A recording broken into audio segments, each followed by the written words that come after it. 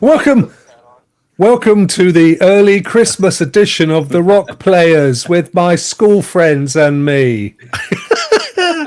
Don't ask. Listen, don't ask. I have no idea what is going on. I have given up any attempt to manage this show, so much so that I am indeed today playing the role of Ebenezer Scrooge. So, humbug. What is it all about?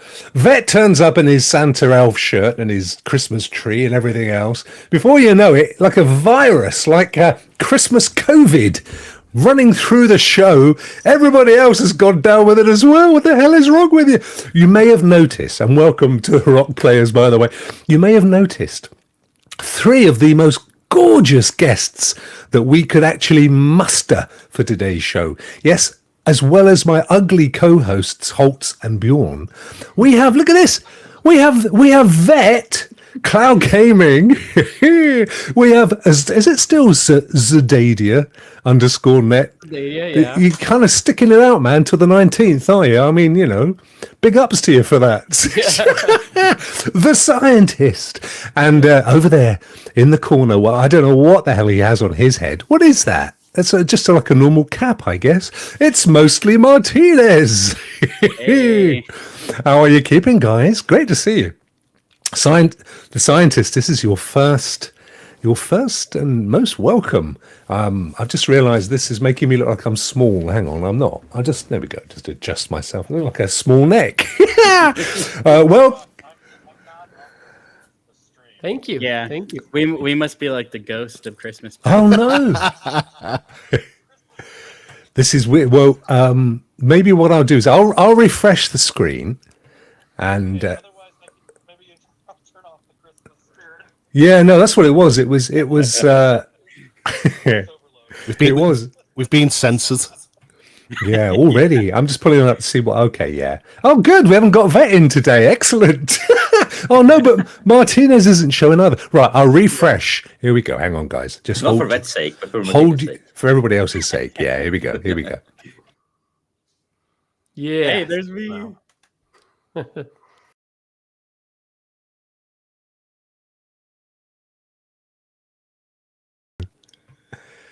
Do you want to be a snowman? Do you want to? Has that got us all in? Hang on. Let me see who's here. No, still no sign of Vet or Martinez. It's quite probably the worst Rokk Player stream ever. I mean, we've already got about 14 shorts we can clip out, haven't we? The interesting part is we had the same issue in I at least had the same issue when I was before the show. Now that the show started, I can see everything perfectly fine. Really? Yep. I'm just wondering, is it because you and I are logged in with the same account? I wonder. No, I'm not logged in with the same account this time, and I'm actually logged in using. I switched to Edge, and that's all the other thing. Wow. We browser switch. Yeah. Well, what can I suggest? I didn't make the damn program. It looks like Fips in the chat is paying for some tech support. Oh, bless Fips. Thank you, my friend. Okay. We still got the hideous design from when from when Bjorn was running it last week. What? So I'll try and adjust this. There we go. That's better. There we go. I don't know what you did, but it was horrible. There we go. Well, this is okay. It's okay because it's live. It doesn't matter. Yeah. It doesn't matter. In true fashion, Bjorn just hit any button to get the show to start, and we were just prompting him. Hit that one, Bjorn. Yeah, well, I think this is it's quite weird, isn't it? So anyway, we got Martinez in now. Look at that. Yay! Progress. Woohoo! And we got some text over the top as well. Where'd that come from? I feel like with the guests coming back, it went behind door number 1. It's Martinez. Behind door number 2. Which one do you want to take home, or do you want the secret prize? I don't know what's going on. I need to turn. We'll get it right in a minute. It doesn't matter. I need to turn off these apps here. See, look, we've got the scientist on the show, and within 2 minutes, he's thinking, "What is this shit? What What the hell? I've never been on a show that's been this bad. All right, get rid of the chat Been a box. long There we time. go. So we'll get there, my friend. Well, Vet's gone completely. But the good news is that we're now and is there audio? Because I can't hear audio on the external thing. But I'm not getting any audio at all from my PC. I'll take a quick. So that one of the HOULTS in the UK. That's what the scientist got on his head. We called those DD boppers or something, didn't we? Did we? Those. I haven't got a clue. I've never wore one. Oh, you could have just said, "Yeah, I wouldn't have worried." Alien Christmas antennas or something. I ain't got a clue. Something. There's a couple of boggly eyes. Something like that, isn't it? So, well, we got a vet in the chat, which I suppose is a blessing. Some might see that as a blessing. We've also got Nick's We Go Hard. Do Knicks go hard? Then I don't know much about American football. Do they go hard, Martinez? Or is it's basketball? Because there's even a giveaway of a basketball in the logo. Oh shit! Should we listen, guys? Should we just come back in half an hour and start it again? Should we just... Hey, there he is. Oh yeah, but it was a Christmas thing. That's what we're doing. Aha, he's there. He's there. Christmas. I had to say, yeah, it was too much Christmas. Yep. That's it. I don't know, man. I don't know what's going on. Well, Nick's in the chat right there. He answered for. I didn't want to answer, but he said that they're struggling. So. Oh no, you didn't want. Oh, bless. You didn't want to say it. Yeah. Oh, well, never mind. Yeah. No, but you know what? That's what it's all about when you support your own team through thick and thin, isn't it? It doesn't really matter. I've supported Just like my team marriages. for 20 years, and they still suck. Who do you support for 20 years? Washington, American football team, and their basketball team, and their hockey team, and none of them are any good anymore. Is that the Braves? No, that would be the Nationals for baseball, the Wizards for basketball, and I guess you can call them the Commanders for football. Although they are under investigation. Were they by the ever any government good? now. They were in the 70s and 80s and Yeah. early 90s.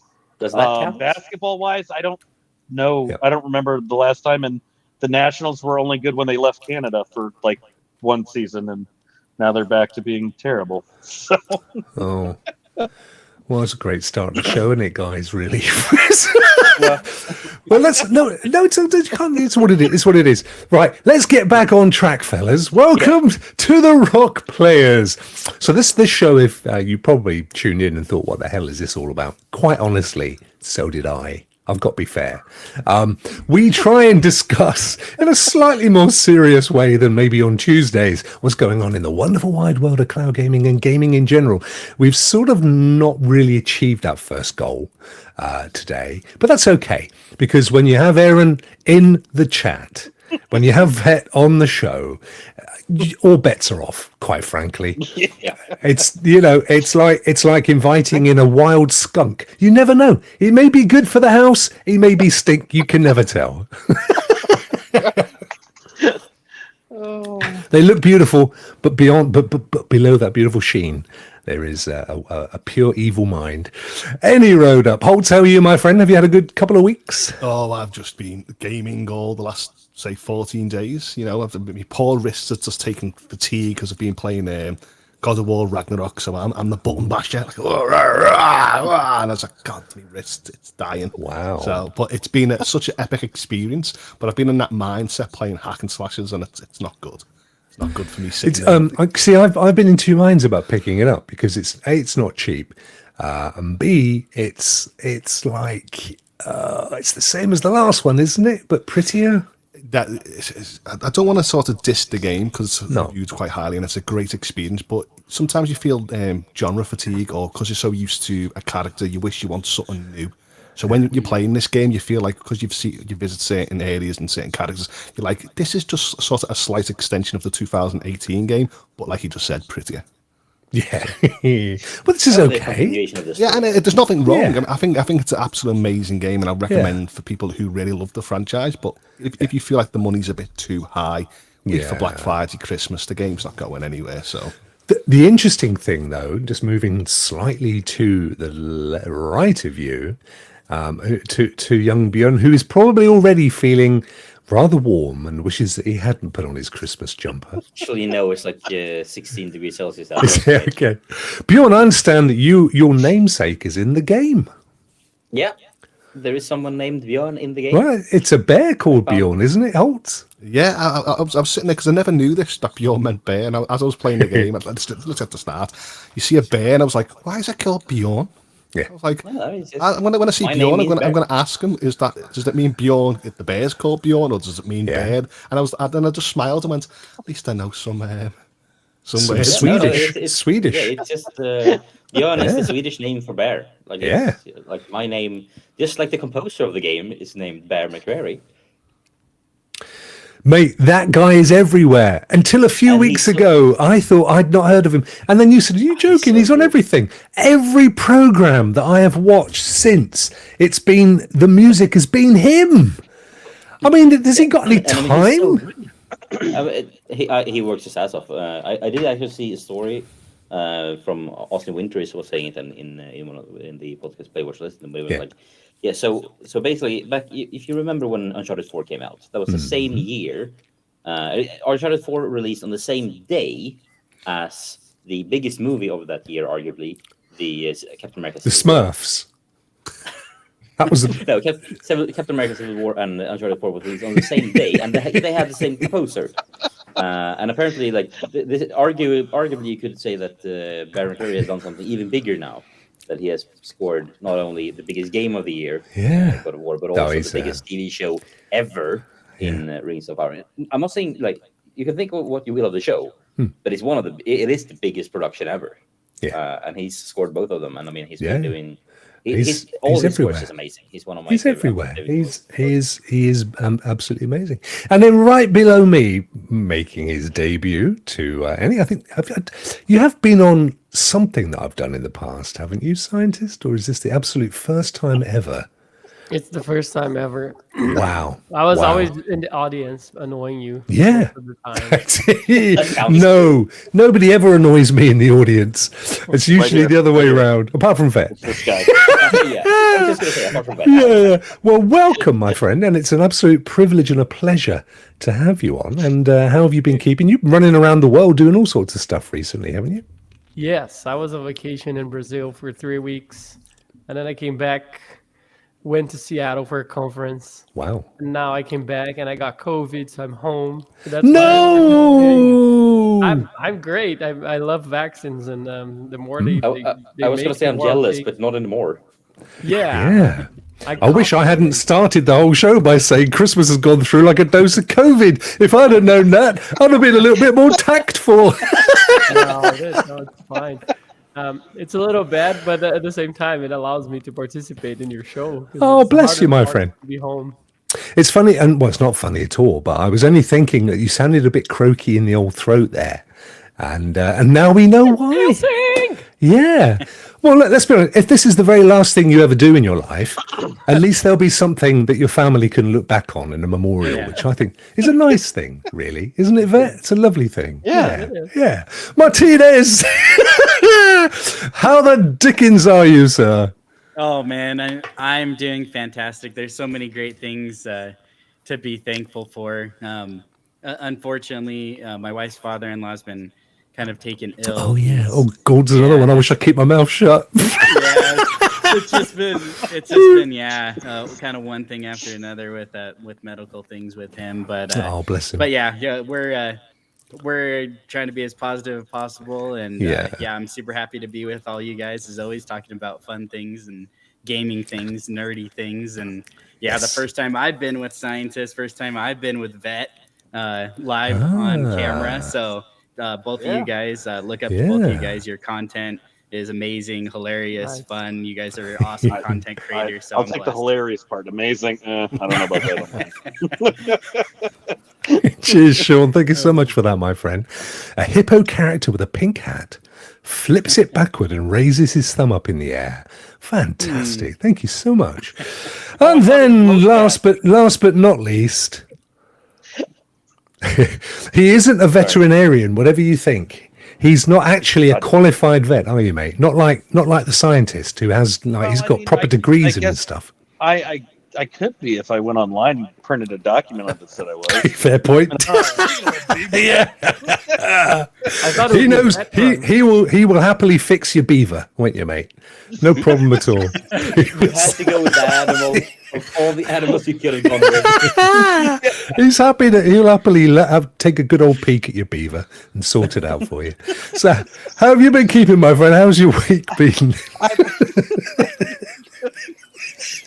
I've been good. Just gaming, and then I kind of was trying to figure out what to play, and then I've been stuck on Horizon Zero Dawn lately. Because I'd never played it, and I didn't realize how gorgeous of a game that was, and the story is amazing. And then I got sucked into the Stadia drama again with the refunds, and I've had just hold your horses there, boy, because we're gonna get on to it. I know you can't wait. We're gonna get there. Rokk. It's a Christmas theme with Vet. Hold your reindeers. Yeah, stay in theme. I don't love controversy. That's not even who I am. And I'm also getting ready. Veterans Day is tomorrow as well. Oh yes. State, so we got that. I won't be streaming. But I will be going on a field trip with my 5-year-old. So in his preschool class. So, Jamie. Oh, so are you one of those parents that has to like look after the kids, get them all in a crocodile and everything? Yeah, they're leaving me. They're giving me a responsibility to look after 5-year-olds and 4-year-olds. Wow. You don't know I'm a gamer. Yeah, make sure you get it down on your resume, mate, because that's gonna be life changing for those kids. That's for sure. Right then, that'll be fun. It will be fun. Let's say a quick hello to our fantastic chat. Yes, to our fantastic chat. We've got a few chaps in the chat. We got Young Vet. And what's he going hard? He's going hard as well. Apparently, he must be the Beavers. We've got young Joe doing well. You got to check out Bannerlord. Yeah, no, that's Bjorn's game, isn't it, Bjorn? Yep, my game of the year so far. Yeah, he literally loves that game. Yes, so good. Loves it, and obviously so does Joe, which is cool. Who else we got here? We got young Bjorn himself. It's pretty much Warbrand, but better. And Warbrand was already one of the best games ever, in his humblest of opinions. Have you seen the new? There's a new free to play. It's come to GeForce now today, and it's a similar kind of strategy medieval thing. I think a brief skimmed through that. Well, I said on the show earlier, it's right up your boulevard. Right up your boulevard. Yes. Victor, good to see you, Victor. Welcome, my friend. Thank you for popping in. Hope you've been keeping well. Haven't seen you around so much lately. Hope you're doing okay. Oh, I've just skipped over young David Wilson. Didn't mean to. He's got his cup of coffee and he's praying. It's always good. It's good to get close to the Lord with a cup of coffee. Is he what? Is it soup? Oh, is it soup? Could be, couldn't it? Soup and he's giving a high five. Oh, is that what it is? Oh, no. Look at that. The Lord was almost complete with a cup of tea. Ends up with soup and nothing else. What a shame. And young Fips, who very kindly threw €3 into the pot. Thank you so much, my friend. Guten Abend to you. And thank you. And then... skittling on down the road. Young Renaissance men. Stu, haha. Did they just press all the melon buttons? Oh, mate, I don't know what the hell is going on. I think they've just realised that I've been freeloading for the last year. So it was... one of those days. Yeah, it's all good now, though. It's all good now. K-Sport UK, how are you, buddy? HOULTS, Game of the Year releasing tomorrow. Gun Vein. I'll laugh at that trailer. Is that sarcasm? Is it or is it the Game of the Year? Well, he's winking at you. He either likes you a lot or he's being sarcastic. It's one of the two. We'll see which one it is. Yeah. And Sean, thank you so much, buddy, for that $10. That's really, really appreciated. Thank you so much, my friend. I was really chuffed earlier, chaps. They've put me on the old beta program for super thanks on shorts. I've never had a super. I've never had a super thanks on a non-short, so I don't know how that's going to work out. But I've never had them either. But and then No. Rock got one. Let me go check and see if I got one. And then I was like, oh, I didn't get one. no, Well, I mate- got a special email. Well, maybe people can stomach you for 60 seconds better. That's why they're going to give you over the whole minutes. This is true. Oh, N7 Spectres is also in the house, an alumni of the Rock Players, no less. Good to see you, my friend. Thank you. And Crow. Fantastic. Right then. I don't know why I'm doing this Georgia accent. Is it? It's probably because my good friend from the south is in the house. What is that going on behind you there, by the way, Vet? Have you kicked it back into autumn or something? What's the... No, it's ammunition, bullets, just a lot of bullets. Is it? What cases? Yeah. Wow. Just a random pile of bullets lying around in case I need them. Never know. That's going to be a pain to clean up. Yeah, you don't want to be mopping them up, mate, do you? I got a 5-year-old who does that for me. Oh, what? Don't say that live. That's the last thing you want to be saying. Simply Paul. How are you, William? Good to see you, my friend. There goes my channel. Oh, Fips has bought the game that I was playing earlier. That's really cool, my friend. Thank you. Yeah, I really enjoyed it. Although I had a major problem. It was only after the show that I realised I had my gain set to 0. So it actually, I sound really good like this. Going, it's a great game. And you can really play. You can't hear me in the whole freaking thing. So that was a complete waste of an hour. But it worked out for Fips, so that's good. Talking of giveaways, although nobody has, I just need to mention that there are 2 going on right now for the Rock. Do you like that, Bjorn? You thought he's a pro, didn't you, mate? I could see the thing. Well done, Rock. Well done. Just keep into the was show amazing. notes. Woo! Absolutely. 2 giveaways right now. I need to look at the camera because I'm talking to you, my friends. Yes, you. And this is the first giveaway for the 2nd of December, the Callisto Protocol on any platform, but only 1 copy. You can have it on PlayStation, you can have it on Xbox, PC, that might be it, but you can have it on any of those. And here's the thing, as well as that game, you get 60 days of either GeForce Now 3080, PlayStation Plus Premium, or Game Pass Ultimate. Oh, I hear you say, Rock, you spoil us with your giveaways, and I'd have to agree. So this is how you enter, and you've got until the 2nd of December. Actually, you probably got until the 1st of December. You've got to go to rock.co, that's ROKK.co/CALL for Call for Callisto. There you go. Enter that one. And then tomorrow I'm giving away 3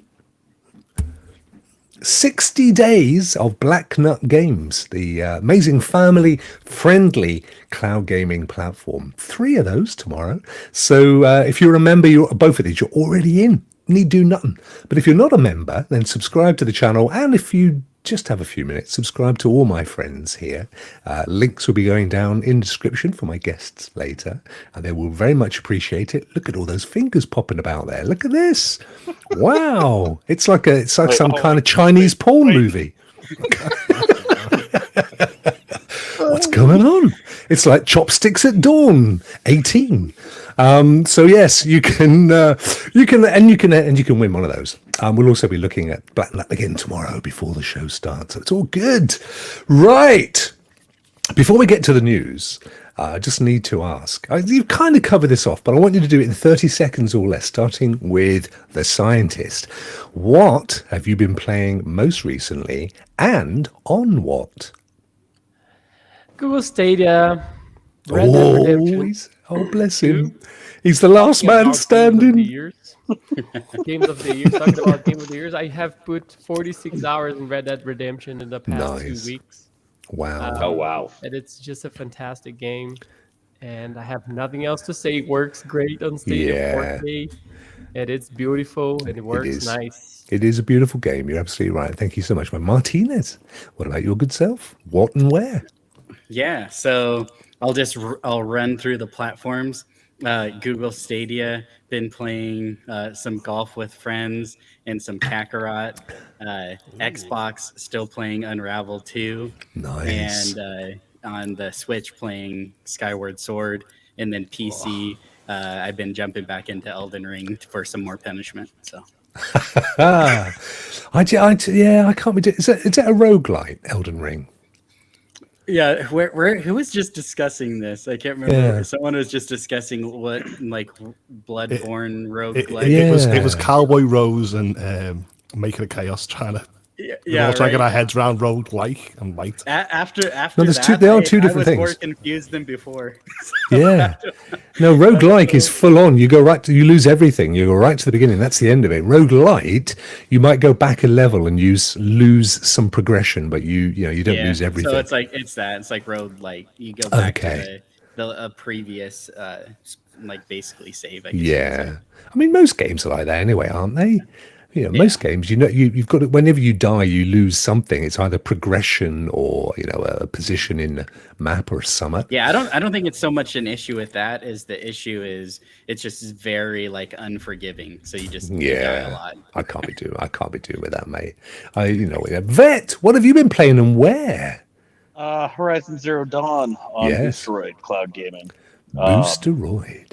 I've been trying to get to play something else, but I have a problem where once I start a game, if I really enjoy it, I just keep playing. And I had that issue with Assassin's Creed Odyssey on GeForce Now. That's one of my favorite games of all time. And Horizon Zero Dawn is starting to enter that realm as well. Yeah, well, do you know, it was my favorite game of all time, Horizon Zero Dawn. And then Death Stranding came along, and it's a tight one. No, it's true. I love a bit of Death Stranding. Have you not played Death Stranding? I have not. Oh, well, that's your next game. Having fun. It probably will be, but I've been having fun killing, like as Dr. Spaceman said, I've been having fun killing dinosaur bots, and I got to ride on a robot horse. I think it was a horse. I'm not really sure. I just got to that part. Yeah, I can't. It's like a fat horse, isn't it? It's like a Shire horse. And I don't know, and it's open world, so that's another issue that will probably keep me in that game as well, because I can kind of run around and do other things besides the story mode, so I'll probably invest hours. But Odyssey, I think on Assassin's Creed Odyssey, between Stadia and GFN, I probably had close to 300 or 400 hours. Nice. Wow. Yeah, these are great games. These are all my kind of games as well.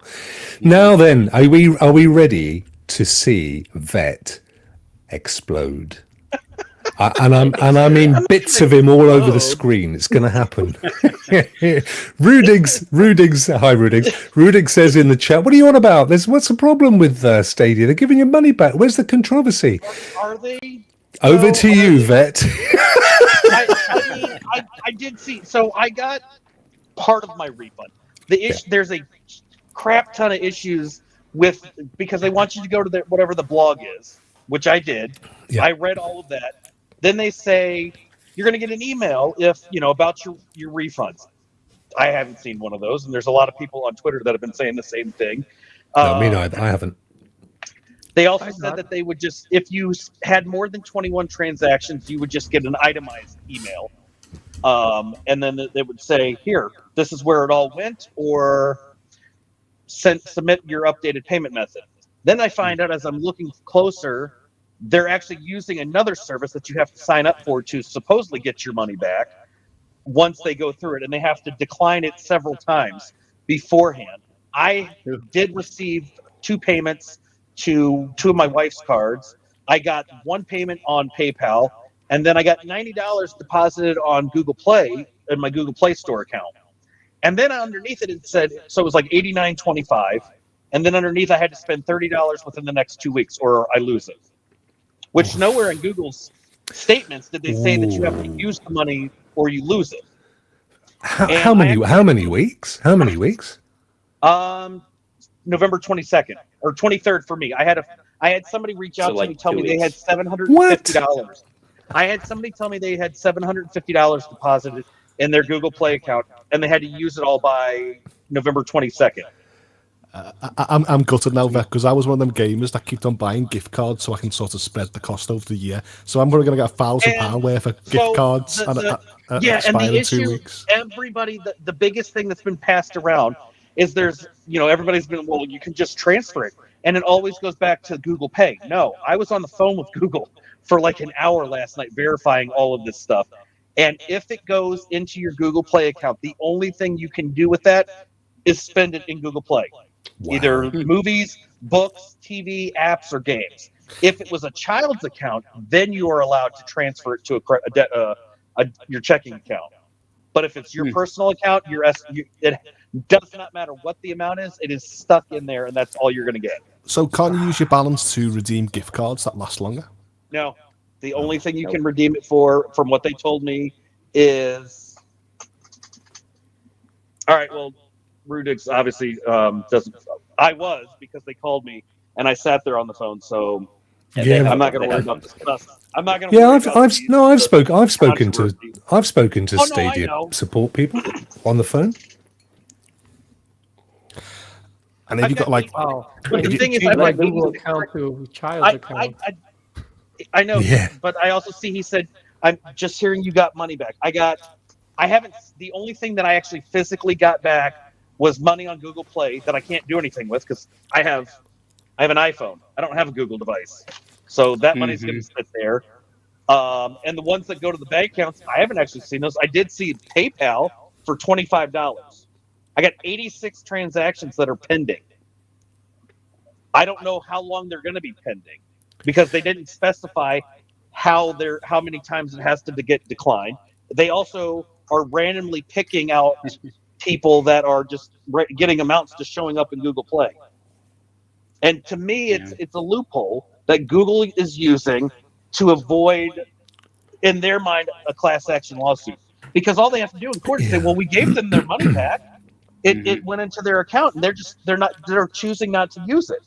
That's a legal. And it's loophole. also I'm not 100% sure because I don't know which systems they use, but for in my experience working in my day job with payment systems and credit, the way they're doing it is the hard way. It's harder for them to do this. This is an active decision. This is not just, this is how the system works. Most likely, it's not how the system is supposed to work. Well, and the other thing generally, you can't refund gift cards. That's not even possible to do. So what they would usually have to do would be we're gonna refund this. So here it's we're manually gonna do write a script to create a list of you get this much, you get this much, and then have here go through this link to get your payment. That would be the simple and common way. Yeah, Anthony, I know I did say that, but I'm owed about $2,700. All I've gotten is about $200, and I've got 86 transactions that I have no idea if I'm going to get, and they're not actively saying anything. As usual, this is typical Google being silent and redirecting you to a generic email that takes you to the fact and then says you can track your refunds at pay.google.com. Now, all that does is let you see your entire transaction history from your Google account. And you have to go line by line to find all of the Stadia transactions. And once you find them, then you have to click on each one individually and look to see if it's been either refunded or declined. And either way, you're going to be able to look and see what card you have, or if that card is non-existent. Almost all of those 86 are all going to get declined. And I don't have any way of tracking it. There's no emails going out. Almost everybody that I've seen on Twitter, there is a select few that are getting money back. I get that, but that's going to PayPal. The vast majority, there's people that are having money showing up in the Google account, and they didn't even pay with Google Play credit. And it's still going there. And Google is still silent, as usual. Well, maybe they've seen your streams and wanted to keep in the Christmas spirit and said, "Look at that guy. I'm going to give him silent nights." Oh, man. What it's going to do is it's just they're just begging to go to court. And I said this was going to happen. I said they're either going to give the money back, or somehow this is going to end up in a class action lawsuit. And I've talked. Yeah, I mean, anything other than actually giving proper refunds will result in that being taken to court by some people. It is inevitable. And I mean, like I said, it is one of those. I know this is the way they're doing it right now is harder for them to do.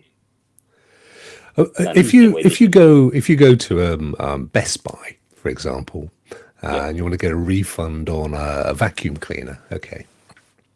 The first thing they say is that we need the card that you paid for the vacuum cleaner on to credit the money to it, don't they?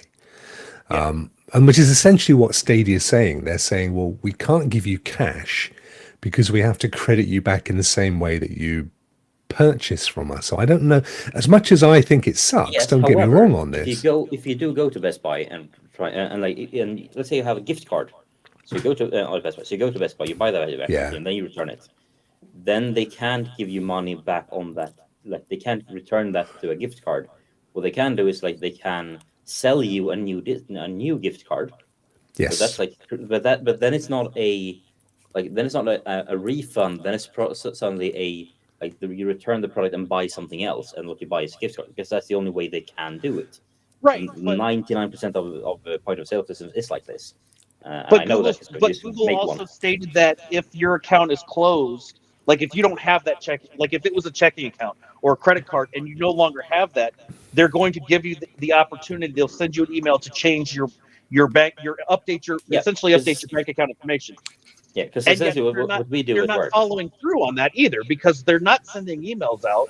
And when people are getting the emails, I have seen them appear on Twitter, but it's a generic one. It's literally the same thing. I think there will be first they're doing the automatic ones, and then they're going back and saying like, all right, go through this link to claim the money or something like that. Because the thing is, like, because we do this the same thing at my job whenever someone pays in too much, let's say have a bill of $100, so you pay in $200 by mistake.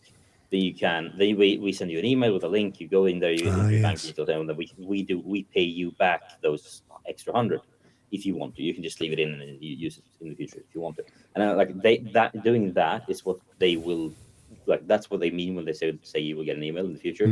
They will say like we can see here that we have an outstanding amount to you that we owe you. Go through this link to claim it. My biggest issue is the fact that the silence. Like the communication is they're silent, and they're allowing misinformation to just go all over Twitter or Reddit or pretty much anywhere, because they're being silent and they're just telling. And even when they speak up, just see the fact. We're going to we sent you a DM, the usual BS that they say, or Stadia used to say, we sent you a DM, can you answer in there? Because we don't want everybody to see what we're saying. And the truth is that poor support personnel that's sitting on the Twitter, in the customer support chat, they know just as much as we do. They have no idea either. All they know is they told me that if there's a question about this, send them to the FAQ, because we have no idea. The team, there are people within Google obviously who knows what's going on. They need to be communicating that they need to be communicating that either to the public directly or to the customer service, so they can then and Anthony said on the post yesterday, they said they won't say anything. You'll have to contact them, but they're not telling you anything. But they also said, what's the point in saying if you contact them? And then they also said on the post that if you do contact, there's no point in contacting them because they can't fast track anything. That was also in there. Well, they're back. A lot of what they said, and if you read the post again, there's a lot of information there that they've already backtracked on. So they're the way I'm saying it is, and then they're backtracking statements that they made. The way I'm saying it is they have up until January 18th to fix it. Essentially, they have made if they want to do here you spent $200 on Google Play gift cards, and then use that on Stadia. So you get $200 in gift cards, and then we'll also give you $200 sent to you. Then sure, go for it. That's up to them. But they do need to do something about this in the next couple of. But at the same time, they did say we're gonna have the refunds to you by the mid January. So and it's not even December yet. So they do have some time to sort it out. So I can see all sides, but I mean, ultimately there is still goodwill. It wasn't Vet or our fault that Stadia decided to close its doors. No. And I appreciate there's another argument that says, but then they didn't have to give you a refund, but. I think they probably did legally. It was a sticky one for them because, like you mentioned, class acts and so on. Well, my thought was that if they went the class action lawsuit, if you think about how many people had Stadia, how many people invested, I had $2,700. I know there was people that were probably way more than that, but total it all up versus the class action lawsuit, the payout is much different. And the theory that the way that I've been seeing people talking about, they're getting this play credit and then they can't use it because they don't have Google products anymore. And then you're putting a deadline on it. You're essentially saying, use this now or we're taking it back. Yeah. So they're not basically goes right back to Google. They're also, I've seen a lot of people, because they have that, what is it, Google Play points that you can earn, that eventually, as you get higher point, the more points you have, you can cash that in for Google Play credit, and I don't know what else. I think there's other things. But everybody that I've seen that has that got a refund is in the negatives. Like my Google Play account balance or the Google Play points is negative 19 over negative 2,000. And I know I mean, Ash said the same thing. His was over like in the negatives. You're essentially digging yourself out of the hole. Like just as going through my own experience with this sort of thing, like I'm pretty sure that the Google Play Store system isn't really it's not built to handle this amount of refunds all of a sudden. So yeah, and like the Google Play team, they haven't had time to build something specific because they have their own stuff they need to fix. They have bugs that are like breaking things that they need to prioritize. So I think the play points will also be one of those. Like, it might take a while, but eventually they'll fix it. I mean, it is a matter of like someone sitting down, like spending 8 hours with the database, and then it's done. It's like Rudix, I get his thought process. Also, I understand. I get that. Like you're getting points and a refund. For those that are still in the Google ecosystem, yeah, that's a win. You're getting money back. You're getting Google credit that you can reuse in the place. You can buy movies or whatever you want with it. So I understand that as well. I personally think this is just a nightmare situation that that we know they weren't intending on this to happen. And I think they're just. Can you actually use Google? Can you actually use your play points to actually donate to super chats and stuff like that on YouTube? Yeah. Don't. Yeah. Oh, I guess I don't know. I don't usually. Yeah. I use my Vet, here's a little secret for you, Vet. Okay. If you donate them to yourself via super chats and refund it, and then refund yourself, you get 70% of it back, my friend, in cash. Woohoo! Has anyone from the European zone heard about their refunds? Because it does sound like it's Canada and America at the moment. My suspicion is it will only be the North America until the end of the month. Now we all know America's first, and nothing again. I'm not saying that in a joke, to be rude or anything. Clearly, where's Google located? In the U.S. Yeah, it makes sense. No, of course it makes sense. Yeah, absolutely. Yeah, no, I wouldn't expect anything else. Well, no, that's what I was getting. I had to make sure to bear. Yeah, no. There's no animosity. I mean, it's going to be easier for them to get the systems working for the States first than it is the rest of the world. And I think I'm right in saying that Canada had more Stadia users than any other country, didn't they? Yes, that was my calculation. Yeah, was it yours? Is that where it came from? Yeah. Yeah, that's amazing. I think I saw some confirmation of that recently as well, but. That could it might just be someone reusing your numbers for an article. Yeah, it might just be that. But and also I think obviously the law, as Crow was pointing out, the laws is different in Europe for refunds, and I think also when I read through the once I think SG&E closed, people were all like, Stadia's closing. I was like. And I read through the ULA, and it was like it's in there. If we close down, we will let you keep access for. I think it was at least a minimum of 6 months, which is also I think technically I think they are breaking that license agreement with the closure. I think if I remember correctly, it was. I think if I remember correctly, it was longer than the shutdown period was supposed to be longer. That's interesting. And you but in there they did say we are going to reimburse you to some capacity. They didn't specifically say how, but so and might be that it's not in the American version. But also I think if maybe one way I would do it if I was Google in this situation and the way we set it up, we're going to refund you in terms of Google Play credits. With a short expiration date, when that expires, if Vet doesn't use his until they expire, then he can claim that I never did get the refund because I got points that I couldn't use. That I didn't use other people that have much which higher means amounts. that which means that maybe they will compared to other people. Yeah, but I mean that. What I thinking is like the way I would handle it in that case. It would be like, okay, so that's now expired. We can track. We know how much points have expired for these people.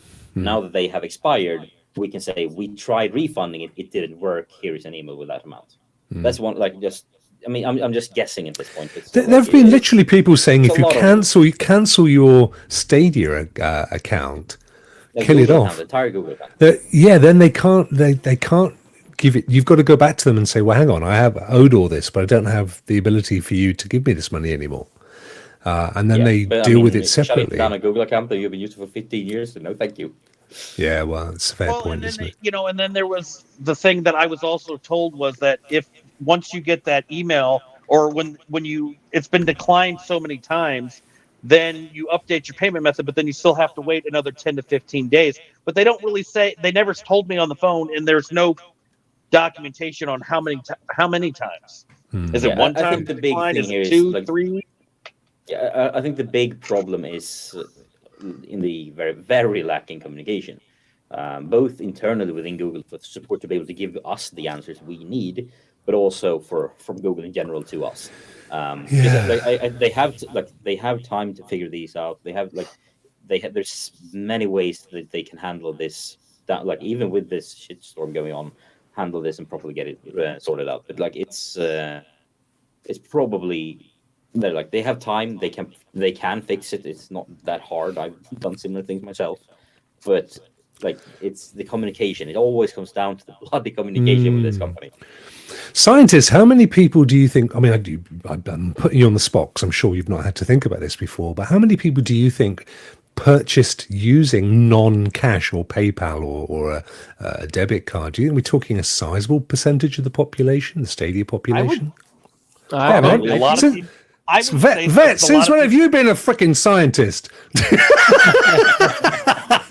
a doctor scientist.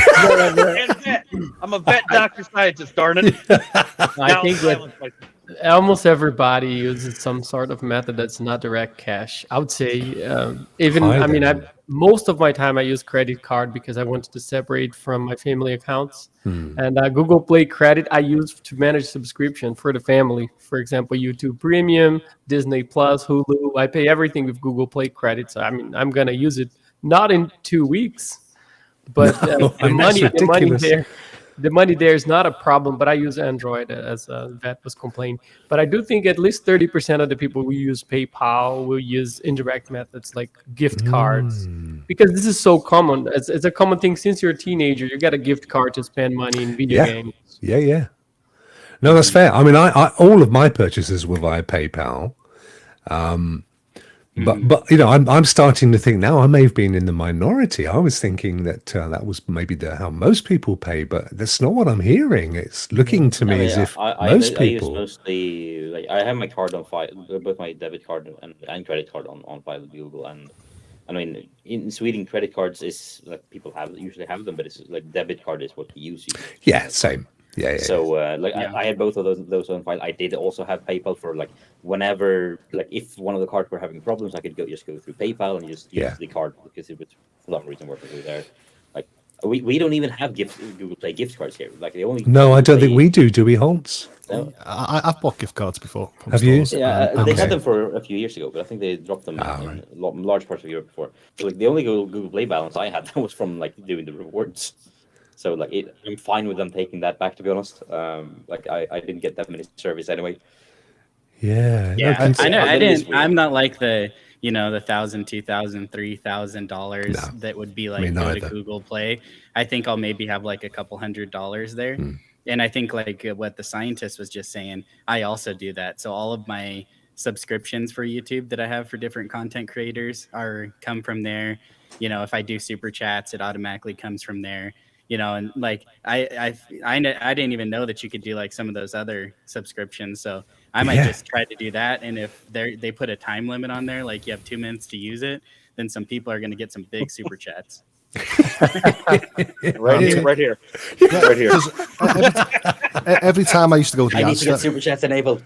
Every time I used to go to my local supermarket, they used to have Google Play gift cards on the cashier. So every time I got paid my bills, like, gives £10, £20, and I used to get the gift cards off the shelf and used to scan it. So in the end, that's how I prepared myself for big released games. So if I get refunded and I can't transfer it to a bank account, I would have to do like YouTube Premium for a year or some other systems or Christmas movies or a pizza party. It's going to be on something non-gaming. We're having a pizza party? Oh, am I invited? There you go.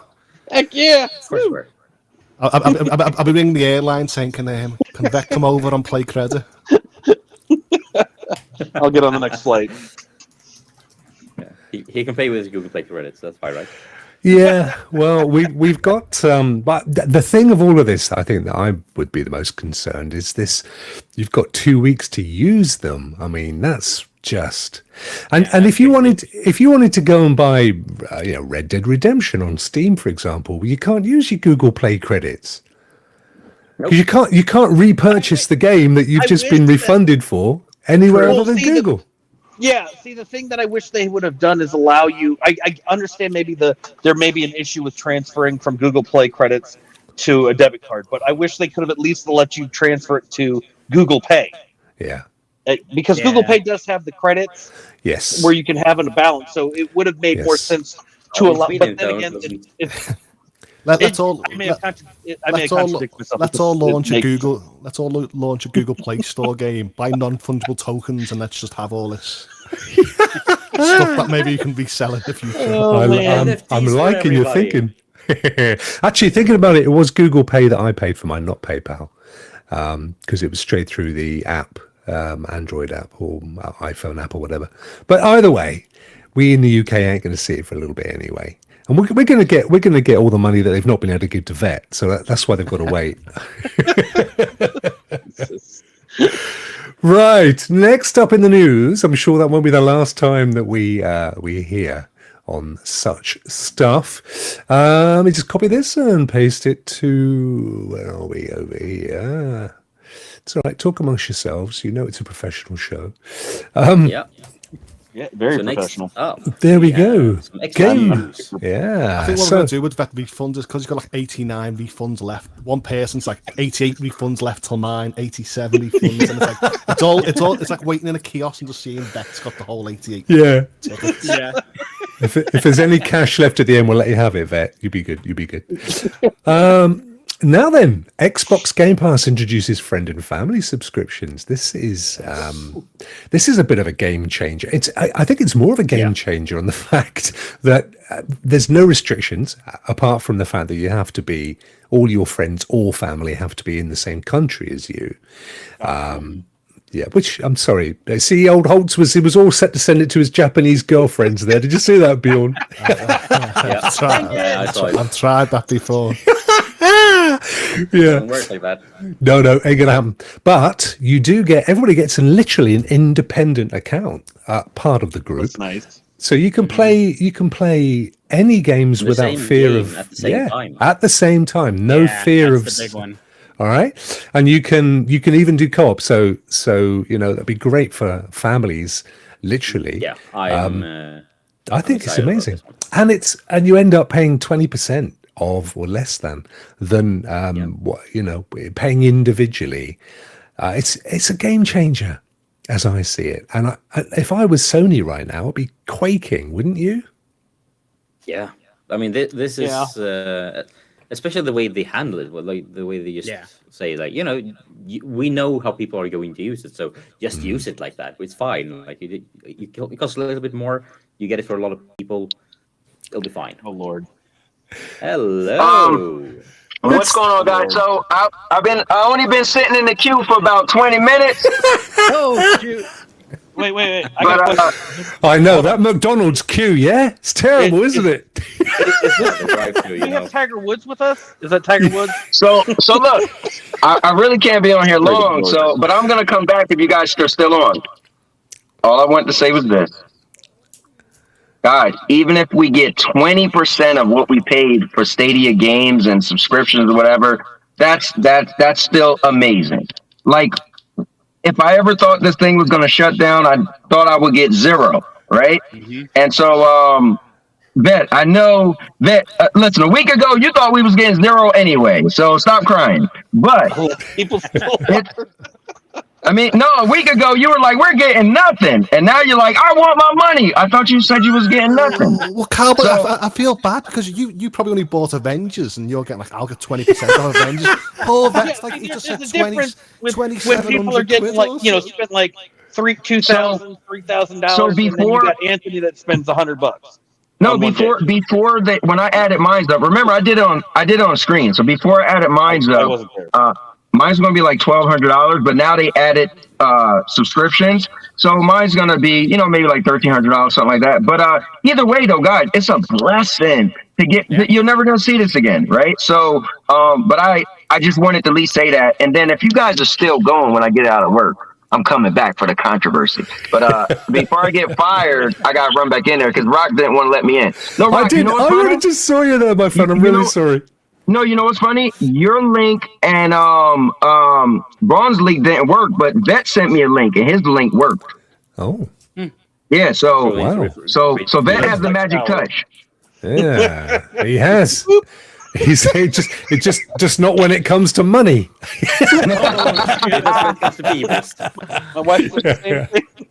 Thank you, my friend. We'll see you later, hopefully. Yeah. You take care, guys, buddy. I'll talk to you guys later. Take care, dude. See you, my friend. Job, mate. Yeah, it probably was that, and I didn't realize the thing normally goes did, and it didn't happen. There was no noise. Oh, because I don't have the noise. Right, that's why. Yeah. Oh, bless him. Doorbell. Yeah, we were talking about family subscriptions. Right. Yeah. So who here is going to sign up for the family plan? Me. I mean, when I actually, for years I was saying, when Stadia's going into family, that's great. And I've been using family sharing for like up to 6 people for like the last 2 years. And it's just been a game changer in my family because I'm usually the initial payer. And then I put it into the family library for my younger family members who are new into games and their parents not into games. So to me, just to pay a little bit extra, but share that subscription cost in games to other 5 members is a big game changer. Now, sometimes it might not be the kids in my family. Sometimes it might be my closest friend that's like a brother from another mother for like 30. And in the end... Like Japanese? No, round the corner. Little Scouse Japanese man. Little Scouse dude around the corner. Big up to Dan. Love you, man. But we can offset the cost a little bit by splitting it between so many people. So that's what I do. So having 5 members plus me is going to be a great little bit of saving. So I think going forward, I will be prioritizing Xbox games over PlayStation games. I mean, third-party games on Xbox. Well, and you're also getting all the Xbox stuff, but you get an EA Plays included in that as well. Yeah. Which and they just made that big announcement with EA Play. So I'm like, that's. What is Sony gonna? Does Sony can Sony compete? I don't think so at this stage. Yeah. I have to jump in real quick because I gotta leave. But I gotta say, at least for this one, I'm definitely a huge proponent of this.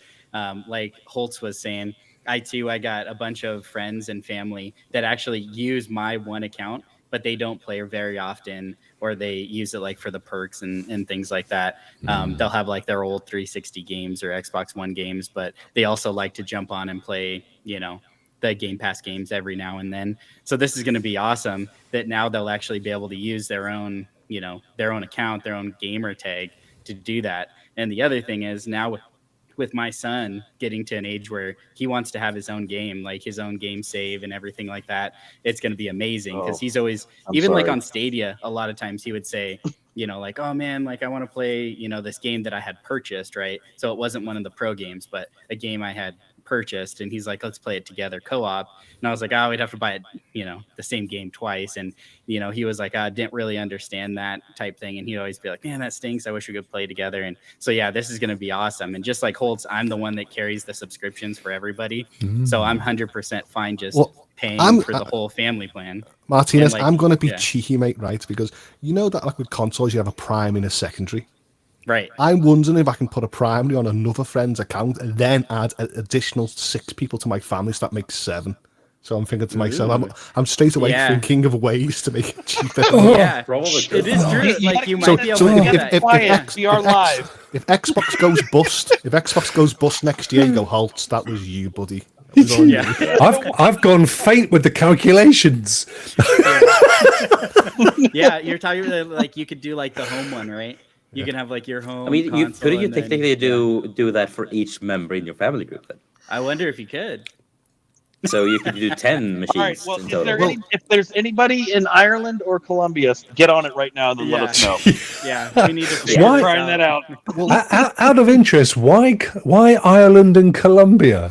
I mean, where's the thinking- connection? Only available. I don't understand. I don't understand. Have they got more families in Ireland and Colombia? I guess they do. I think it's one of those like I think it's Ireland to test out a standard European country, and then Colombia for or let's see how it works in Latin America. And then, Yeah. Or it could even because- maybe just been those But they're- teams, right? I think Maybe they in got Ar- And those Just on countries are coffee. working on it. isn't Ireland a hugely Catholic country with tons of kids every family, and then Colombia is just a poor country that everybody's gonna share anyway? And maybe that's why. Maybe they're like, let's find somewhere where we don't get a lot of signups because we're just gonna be expensive. Because everybody's going to sign up in the U.S. They already knew that. Yeah, right. Yeah, right. Yeah. Let's offset Ireland with Colombia. I love that. I come from Brazil. We shared Brazilians had a way. I was about to write an article about Brazilians on WhatsApp dealing with Stadia, and then Stadia shut down. I was there. People were using accounts they make a new account, get the $10 credit, put on their own main account as a family just to play the game. That's They what- buy with the free account. That's what I did. It's the network of craziness they were using to play free games. Wow. Here's one for you guys. I actually had a YouTube, got a family account tied, and a YouTube Premium said, HOULTS, have a free Google Mini on us because you're a YouTube Premium member. But then you forgot that the other 5 members were also YouTube Premium members, so I just copied the link, press paste, and I got 7. I got 6. And No wonder Stadia shut down.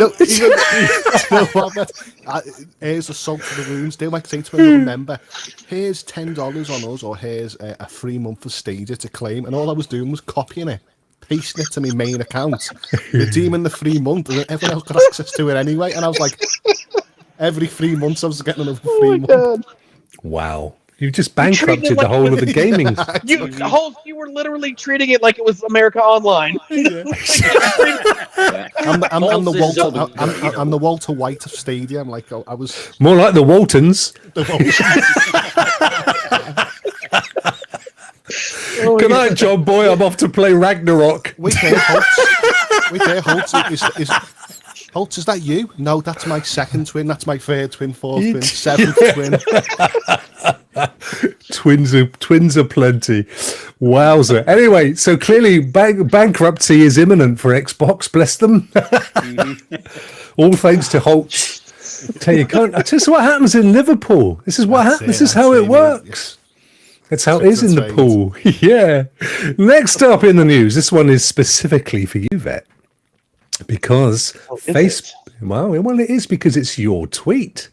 Facebook Gaming bringing some big changes. Now, you've almost entirely moved over to Facebook Gaming recently, haven't you? You've gone for it. Yeah, big I time. still do some, multi-stream, so I have it on YouTube as well. Yeah. But most of my YouTube now has been just kind of converted to shorts, so which got me over the 1,900 subscriber mark. So Nice, well done. right on that one. But yeah, they're doing some updates. It wasn't a huge amount, but the biggest thing that I saw was, except it's in the U.S., which shocking that that's going to happen. It's a U.S. only thing initially. They're dropping the payout threshold from $100 down to $25, which for content creators that are in their level up program, which is essentially the same as Twitch affiliate or YouTube partnership, that's a big deal because you don't have to, sometimes it takes, especially when people are doing like 99 cents or $1 here and there. It takes a while to get to that $100 mark. I know that because on YouTube, I've gotten 3 payouts since I've been streaming on YouTube, and it was like once every 3 to 6 months in the last 3 years. It's awful. But I do like that. I have not seen any of the other stuff, the condensed comment section, but I know they've been updating a lot of things. They've updated the algorithm, so it's focused on new streamers, smaller streamers. And I know the biggest thing that people don't like with streaming on there is it's the word Facebook. And they're like, oh, I don't want to use my personal account. And the thing is, they already updated that as well to where as long as you create a gaming page, a gaming creator page, then you can just switch your profile to that. So like my wife ends up texting me half the time throughout the day. Did you see what I tagged you in? It's for my birthday or this and that. And I'm like, what are you? Oh crap! Hold on. Let me switch over to my personal one. And then I'm like, oh, look at those 6 or 7 tag things that she wanted. Whoops. And it's too late to order them for her birthday. Because all of my devices are literally on the gaming, so I don't have to worry about the ads. I don't have to worry about the political stuff, everything you see on YouTube and all of that. I don't have to deal with any of that because all I see is gaming related stuff that I choose to follow. But what's the advantage? Why would we choose to stream on Facebook over YouTube? If you're a small streamer, if you're just starting out, that's what they want you. That they're focusing on those to push you to help you grow faster than you. Twitch, if you're a brand new streamer on Twitch or YouTube, you're literally going to be at the bottom. You are at the bottom. You are a small fish in the ocean, probably like combining the Atlantic and Pacific. I think the benefit that YouTube has is the whole. They have live, they have long form videos, and they have shorts. Like they have everything in one place. And like, Facebook you go viral on one of them, and then you and that's the thing is, but the hard part with trying to figure out what goes viral and what doesn't on YouTube with shorts, that's the hardest thing because I have some that can hit 2,000 views, which is small in comparison to bigger people, and then I have some that get like 1 or 2. Facebook has already announced one of the other things that they updated is they're working on is getting you to start uploading videos for VODs. Basically the same thing that YouTube does. They want you to start doing that. They have a feature that basically when you upload your video, like if I streamed an hour stream on YouTube and then downloaded it, I uploaded it as a VOD onto Facebook, it will create shorts for me. It'll pick out certain spots and that's what they utilize for their Facebook Reels. So they've got the same features that they're slowly starting to pick up and integrate those into with Facebook gaming. So you've got the Reels, which is essentially shorts. You've got VODs that you can do, but you also have the gaming communities that you can build. You don't have that on YouTube. I know I get you have YouTube community tab, but that's not the same as creating a group page and interacting with everybody there and hanging out. It's kind of like Discord, but Facebook has a broader reach. And as a live streamer, if you're trying to start out new and grow, that's why I've been recommending people to at least try it. It does take a little bit, but you have to put the effort. It's no different than YouTube or Twitch. You have to just keep grinding away initially if you're just starting out, but it will grow. There were some other things on there that they're allowing you to do. So the live producer page, you can now actually just utilize the whole studio page and share posts. You don't actually have to go all over the place like it was. When I had Dr. Spaceman check it out, it was a mess. Even he saw that, and it was like you have to go here, then here, then here. And now they've kind of condensed it all into one singular page, and then you just have the links to where you need to go and access everything. One of the other things that they've added was enabling viewers to accept gifted subs directly from the desktop live stream, and then they're trying to get gifted subs distribution across viewers in a live stream, which that's more if you qualify for those. And to get subscriptions on Facebook, you just have to have. There were people like, well, don't you have to be a partner for that? I was like, no, you just have to have 250 returning viewers every week, which I'm not anywhere near that. But streaming every week. Yeah, that's a fair amount, isn't it? Yeah, but I have people that I followed for over 4 years that have that feature.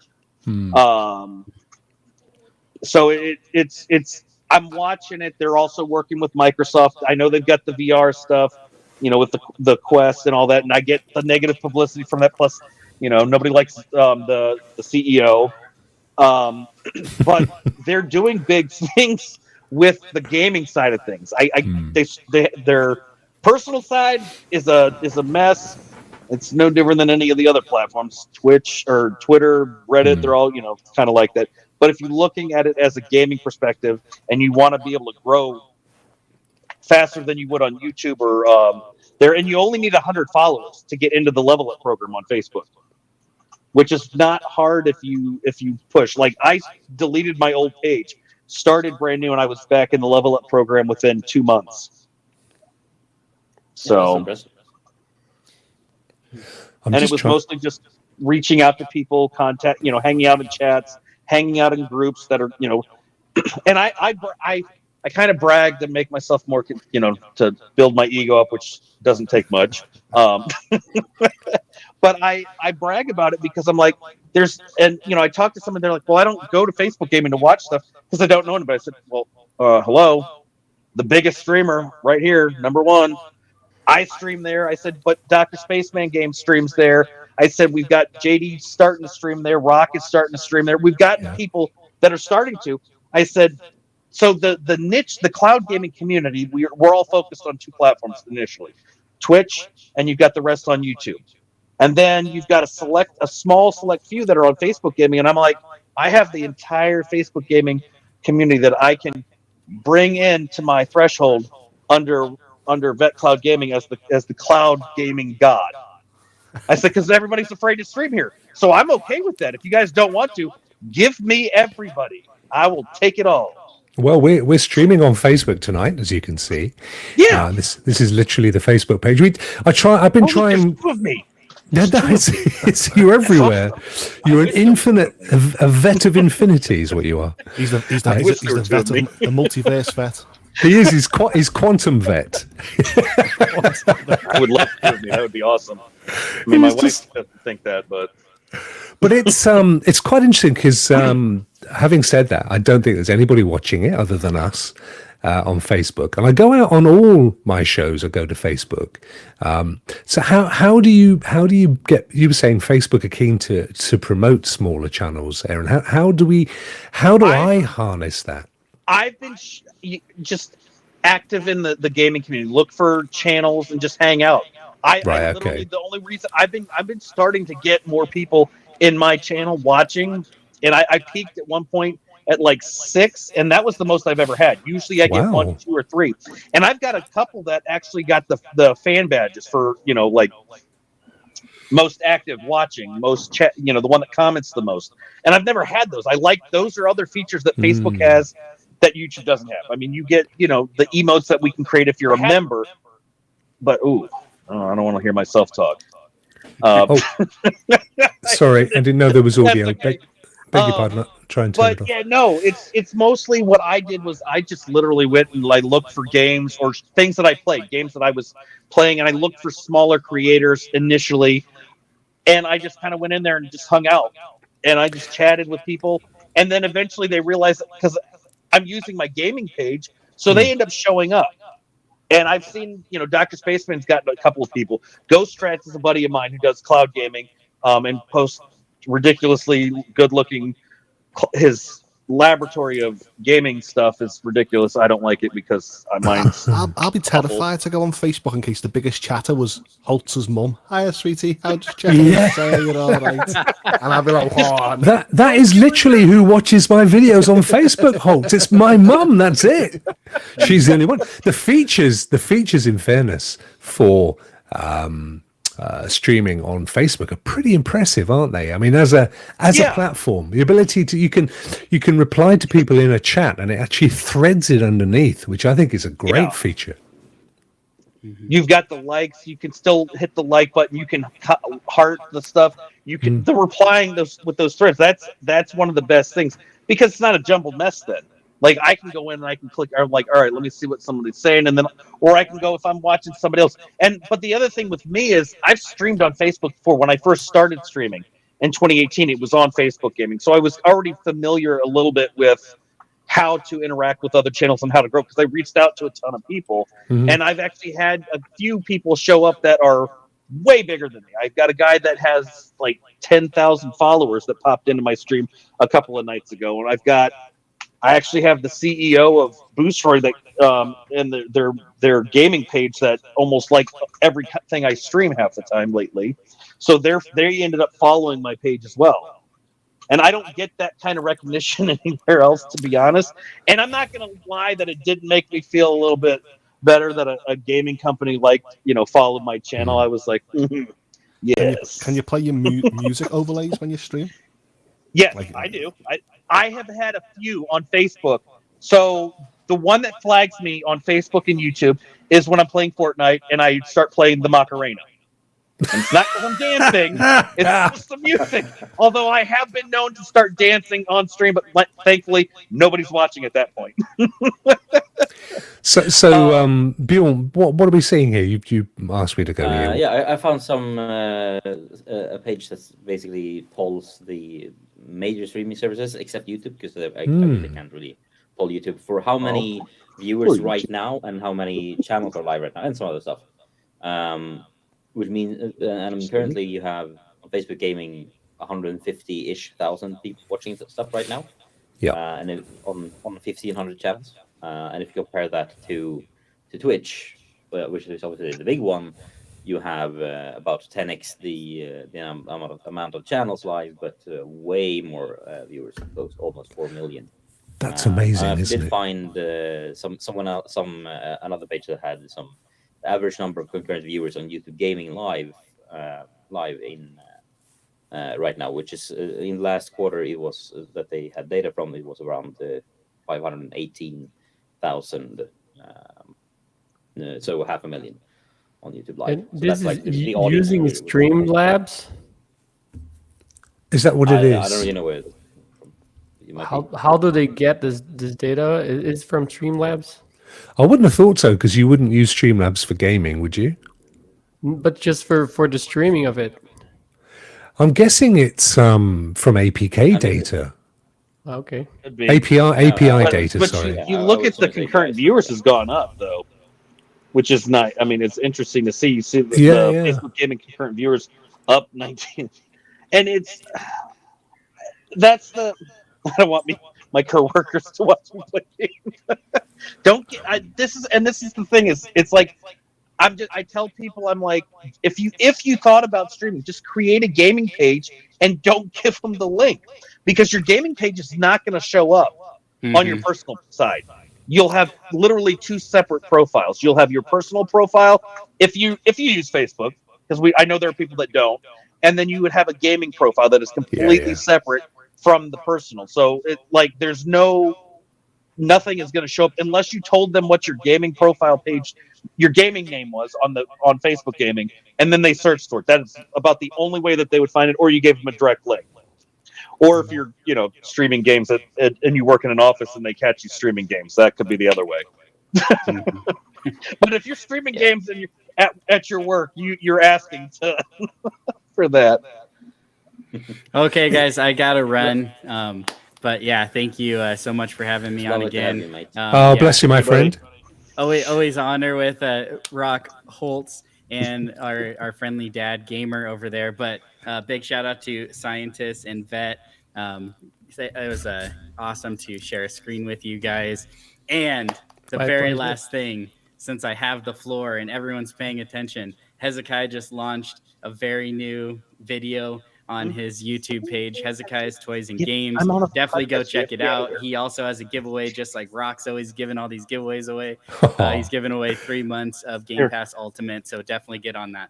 Well, you can go on YouTube. Right. Oh, look, and here's the other little fella. There you go, another little fella. Someone just walked out of the pile. He's on YouTube as we speak. Oh, bless him. Martinez, that is amazing, my friend. You and I will be talking very soon. I think over the weekend we're going to have a little chat on me, so that's really good news. Thank you so much for popping in. And you have a great Thursday and Friday. Yeah, you guys do the same. Take care, dude. That's one of them moments. Dad, I counted all the bullets. Go away and count them again. No, what it is, Dad, let me on YouTube. I got to watch Ethan Gamer. I said, I'm cooler than them. No, you're not. It's like, ouch. I'm really fascinated by these stats, I have to say. I mean, what's interesting is, what the hell happened on the 28th of January? Look at this. What the heck game was that? That's unbelievable. But that was 2021 as well. Yeah. There does appear to be a very slow decline, though. Looking at over the period. But if you also think about it, in 2021 to 2022, wasn't that at the same time that things were, as the pandemic was still going on, things were starting People were playing games. That's the thing. I know, but when was there were people still going back to work, though, too. Sorry, Scientist? When did PUBG got free to play? Wasn't in January? Oh yeah. Do we have a similar? Let's have a look. Rock Johnny said I'm echoing, and I can hear it. I don't know where I'm echoing from. No, I can't hear you. January 2020. No, that was January this year. And that peak was January last year. So Okay. I else. thought it was everything this year. Yeah, I'm not hearing you echoing. Can you speak again, Vet? Ha ha ha ha ha ha. Oldest trick in the book. What's he saying? What's he saying? Is there any echo now in the chat? No. Yeah. Well, other than leaving and coming up, we're certainly having a weird one tonight on Melon, aren't we? I don't know what the heck's going on.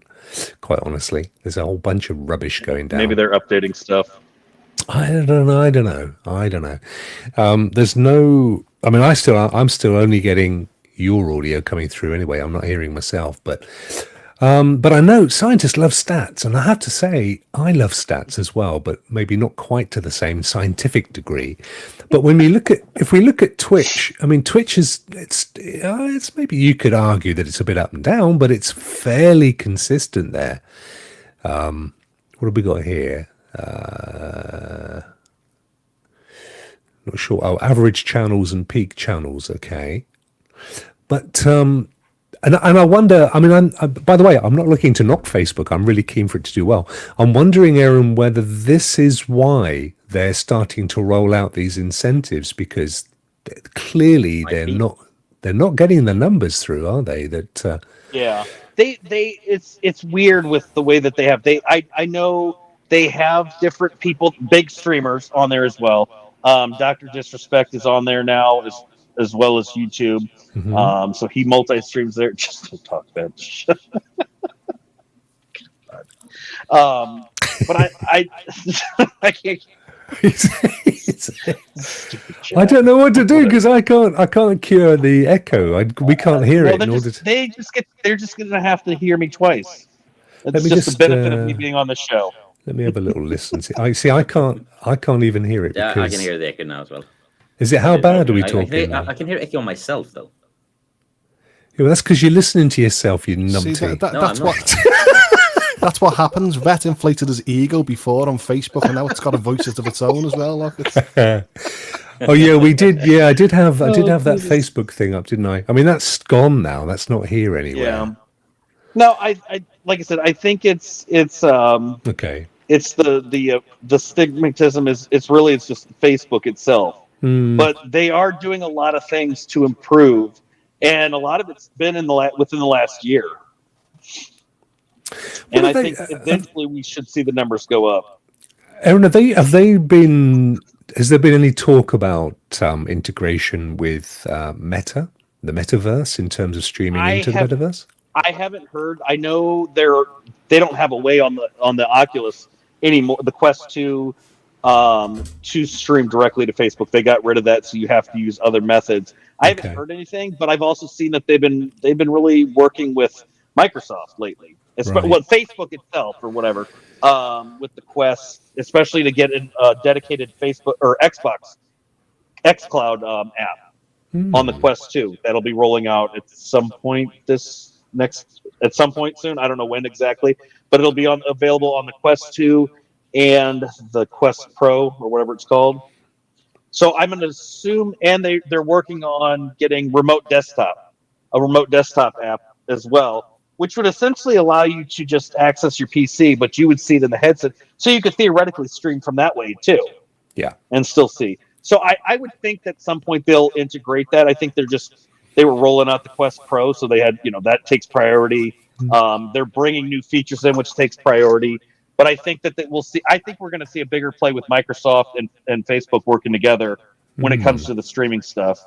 So I've just went on the Play Store to search for Facebook Gaming. Don't they have like a native app like Twitch, or is it all through the Facebook? No, they got rid of it. They had the Facebook app, and then they did have a dedicated Facebook Gaming app. They closed that down back in October because essentially it was the same thing. The difference was that the gaming app was literally you could just watch the gaming stuff. But if you had the gaming app installed and Facebook installed, you're going to get notifications for a streamer on both of those. So they just essentially got rid of that, and they kind of merged it all under one leaf. I feel like I want to go the same thing with YouTube Gaming. I feel like I want to go into Facebook and get rid of all them friends over the years. You know, you've built up family and friends, and just populate it with games. Napalm or what? I mean, how are you? You know, how are you planning on getting rid of them? just no one eat the Christmas cakes that I'm sending to you now. If you want to know where the root cause of COVID is, scientists, you just want to get yourself over to HOULTS' gaff in Liverpool. There, he's been messing about with bats and stuff. And like the music thing, they do have. They just added where you can get the music added to your streams, where you can play that stuff in the background, and it's royalty free. But like I said, with the Macarenas playing in the background on Fortnite. They muted it for certain countries or whatever. Same thing that YouTube would do.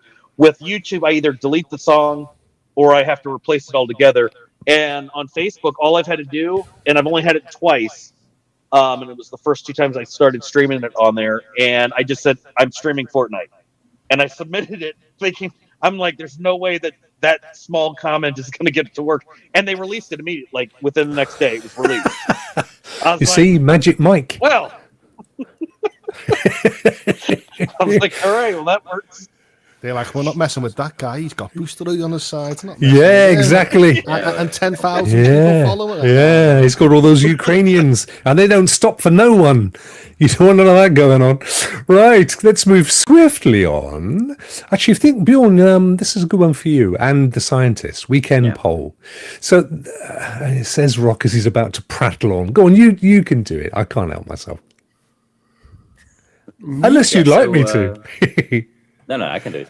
Yeah. So we Stadia on the way out. Android Police, the blog website, did a poll. Do you play? Do you like for their readers? Do you play on cloud gaming? There's 6 different options here. There's the yes, I use or used dedicated cloud platforms like Stadia or Amazon Luna. The yes, I use streaming platforms tied to my current library like GeForce Now. Yes, I use a catalog-based system like Xbox Cloud Gaming. And then also the no, but I do use in-home streaming apps like Moonlight, Steam Link, or PlayStation Remote Play, as well as no, I only play games with dedicated hardware. Then there was also the something else. And the out of total 2,562 votes, a lot of people is using cloud gaming. Yeah. So, and what's interesting, if we do view results, what I thought was interesting was that between yes, I use or use dedicated cloud platforms like Stadia or Amazon Luna, and no, I use dedicated hardware, they're virtually neck and neck. 600 to 700 votes between the two of those. And I don't. I mean, I'm not suggesting for 1 minute that 2,500 is a representative number. Clearly, we're talking about the audience of Android Police. So, which is obviously like Android and mobile enthusiasts. Google and Stadia and so on. Absolutely. So, you could quite easily argue that you're bound to be, if you're trying a cloud platform, then Stadia was almost certainly one that you were trying. But I think what impressed me was the equivalence in terms of those numbers compared to the other sections, apart from maybe using Xbox Cloud Gaming, which was fairly high. So what are your thoughts on this, scientist? Interesting. I mean, I would say I don't remember if you could choose more than one answer. Could you do that? Yeah, you could. No. Oh, you could. No, sorry, you could. Yes. Yeah. So then I would have answered, for example, Stadia and Xbox Cloud Gaming, and I did use NVIDIA GeForce Now. Yeah. So that will be already skewing up the total number. So that this is the kind of pool I cannot interpret very easily, because when you vote more than one, then you, of course, the only one that's exclusive, I would say, it would be the dedicated hardware. So it's actually 72 versus 28. The actual result from the other responses. Or something else, leave a comment at the 3% there, right? So it is hard to know. I would say cloud gaming is incredibly popular compared to what Stadia was. And Yes. the resistance we saw in 2019 did not exist when Xbox Cloud started this war. It doesn't exist anymore. Like, people are not saying, "Oh, cloud was bound to never work." This is just a Twitter ghost. But the truth is, cloud is okay. People like it. My brother uses Steam Link in his house in Brazil, which is just the beginning of it, right? Playing remotely. So people are getting used to the terms, to the terminology, to the names, to the fact that they want to play in different places, the convenience. It will eventually come. Sadly, we lost Stadia because Google doesn't have, not Google itself, but the investors don't have the patience to wait, see things going. But it will come. We as gamers, we win. Doesn't matter if Stadia lose. Yeah, that's a good point looking at it. And I think with Stadia, you're right. It's the problem is we've seen all the large tech companies shedding staff, with the exception of Apple, because they do seem to have the Midas touch.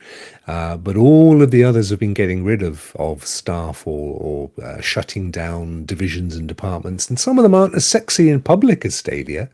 But nonetheless, there is some decent tech that's being closed all over the place. I mean, we've just heard today, of course, 11,000 Meta staff, Facebook staff that have been dismembered.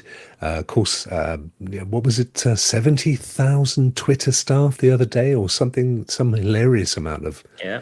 Well, they also said that if they're going to half their revenue needs to be Twitter's revenue needs to be subscriptions, or they're going to get the whole thing's going to get shut down. Is that what they've said? Wow. That's what Elon said. So who knows if that's how accurate that is. They did also go back and like, oh, hey, you guys that we fired yesterday, we need you back because we. It happened. Yeah, it did happen. He should have just put his 1 billion in and for his fine and walked away, shouldn't he? I mean, it was what the hell? What an Egypt, Elon the Egypt. In fact, Biden's talking about, I think it was yesterday, he said he wants to have an investigation into his relationships with, inverted commas, foreign powers. I'm not sure on the backstory to that, but... well, he'd have to... I'm going to stay out of that because that'll turn into political talk for me, and I don't want to get down. I don't want to go down that path. No Musk, as I like to call him. But yeah, no, it's I agree with you, Sand. It's difficult to really get anything meaningful from this, but I do agree with your summation that ultimately and it's. I mean, it's only been a few short weeks since Stadia said we're getting out of here, and what's actually happened is with the fragmentation of the community, we've all started to look more outward, looking at all the other platforms and other conversations, and we've actually found that it's a relatively healthy sector.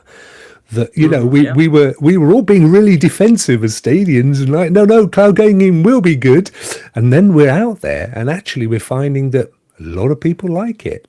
And it's just a shame that, as you rightly said, that the investors at Stadia maybe didn't have Google and Alphabet, in truth, didn't have the staying power to see it through. But there you go. That's what it is. Yeah, I mean, I think from the beginning of the show where you were discussing the Xbox news, it was the first one. Xbox knew they were going to lose money, but they were invested because it actually the survival of gaming using Windows, game development and running on Windows, this really depended on Xbox entering the game industry to lose. So they don't really mind putting 3-4 billion on the trash. That could save Stadia easily, because they need that to make sure Linux does not run all the games. It's simply like that. So we're never going to lose Xbox. Doesn't matter if xCloud's a complete failure and everybody's shrieking to pay $1 a month. For them, doesn't really matter, because what they really want is having people running games and developing games. Windows is the big thing for them. And in a way, it was like, if you look at what like the journey that both Android and Chromebooks did, it's kind of similar. It's like with Chromebooks, they got released, they were laughed at, people would say there wasn't a market for it, and then all of a sudden Chromebooks amount for a massive part of the laptop market these days. And I mean, Android was the same. Android released, everyone was going like, who wants this? And then suddenly, like, it was just the enthusiasts at the beginning. All of a sudden, Android is like, what is it, like 80% of the smartphone market or something like that?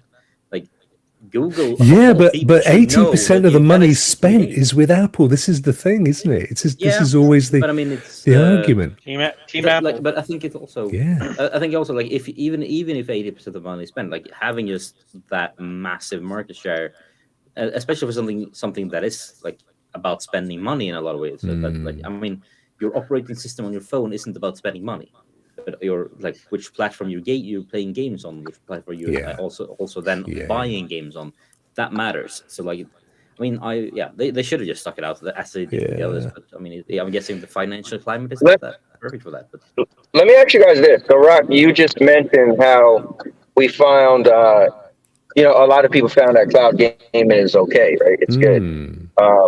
Let me ask you this, because I know I put something on Twitter the other day, and he was like, "Oh, so soon?" But I said I'm kind of done with the science project that's called cloud gaming until the companies take it serious, right? And what I mean is, if I seen a trailer for a game and I said that game looks amazing, and there was no logo, so I didn't know if it was Nintendo, PlayStation, Xbox, the Moon, I would like the platform of choice to have an 80% chance that game will come. So what we found with Stadia, it was probably like a 5% chance if you've seen a cool looking game that come to Stadia. So what I was saying is, for me, is I kind of felt pretty much back into hardware, right? That's why I wanted people to not exclude hardware, because I want to be a part of conversations. Yeah. But let me ask you guys this, or Rock, because it's kind of tying into what you were saying. Are any of you guys kind of got primarily, because I still have xCloud, but have any of you guys primarily got back into hardware, like a console or a PC? Yeah, all of them. no, I mean, I on a daily basis, I move between my Xbox, my PlayStation, my PC, my Shield. I mean, for the same reasons that you just mentioned, and it's always, and I've always said this, it's not about where, it's what. And if I'm playing, last week I was playing Rogue, what was it called? Plague Tale Requiem, right? Now, actually, I ended up playing it on 3080, but I started playing it on Xbox, and I just went to the 3080 because A, I got the code, and B, it was a heck of a lot higher quality. But I look around. I look at all my platforms every day to see what games are there to play. I can even rap. How cool is that? Yeah, but I mean, for me, it's a lot of like I wish I could go to Harvard, but it's the cost at the end of the day. Like, cloud is it still solves all the problems. I mean, so if I could get an Xbox or a PS5 or a gaming PC right now, I would, but I can't. So I've been staying with cloud, but at the same time, I'm also realizing, like, as much as I like the geek in me wants all of those things, I don't need one anymore. And that's, I think, the bit like that. It goes from something like, oh, I'm a gamer, I need to have hardware to play my games on, to I'm a gamer, I want to have hardware, but I don't really need it anymore. And that becomes a whole different conversation to have when you come to like, how do we spend But you're playing more on console these days, aren't you? Yeah, so that's what I was saying. So when I was on Stadia, man, I loved it. And for me, it was always a big deal of the benefits, no downloading and stuff. But when Stadia closed, I fell back into, you know what? I spent, $270 for a 2 terabyte hard drive, right? I bought a monitor that was $1,000, right? So I realized that, man, you know what? It's going to benefit me to pay this money because I'll be able to play those games that I couldn't play, Yeah. Yeah, no, absolutely. But it is, as you said, it is about the games. I mean, personally, I still much prefer to play the game, whatever the game is, in the cloud, which is why I will always try and go 3080, because I know I'm getting as close as is possible at that point to PC quality. But if it isn't there, then I'm quite happy to play it elsewhere. I'll happily play. I've been saying just recently, in the last few days, I've been playing a lot of stuff on xCloud. And most of the time, with the exception of one game, I was super impressed with the quality. And particularly if you're playing slightly older games that aren't all the next gen box of tricks and stuff. So it really then comes down to the game, and I think in many ways that's maybe what we've all rediscovered since September the 29th. I'm the same. I yo-yo, and I was a bit indecisive with Cloud depending on my games, but now like the likes of xCloud bringing like Yakuza's, Personas, Final Fantasies, all these big games that I really love. I'm like, oh, they finally hit the Cloud, so I'm sort of yo-yoing back into depending on what game or mood I'm in that day. Yeah, even I can say I played xCloud just to play Psychonauts 2, and it was a fantastic experience. And then I played Hades, which was an amazing, really one of the best games ever. And then I unsubscribed because all of the other games I wasn't really interested. That's fair. And then I subscribed to Luna to play Resident Evil Remake 3, just literally for that game. But again, I think for a hardware, I would need a little more energy. It needs to be a game that I can't play on the cloud, because if I can play on the cloud, regardless of the service, I'll go for it, because I am so freaking lazy. Wouldn't believe how lazy I am to. I want to play video games. I don't want to find out what to do. Scientists, there's this game right now that's not on the cloud, and oh my god, it's called God of War Ragnarok, dude. I knew you were going there. Who would have guessed? I bought the game God of War, whatever it was, in the first GeForce one. Now. Yeah. The GeForce Now I played until the main menu. I still haven't played that one, so I'll probably wait a few years to play this new one. Well, they're saying 2026 out until it breaks out from PlayStation only and goes Makes over sense. to. Yeah, I mean they're kind of working on the time frame for Horizon and all the others that have made their way over to PC. I have a gaming PC. It's got a 3070 in it. It's 8 gig 3070 graphics card.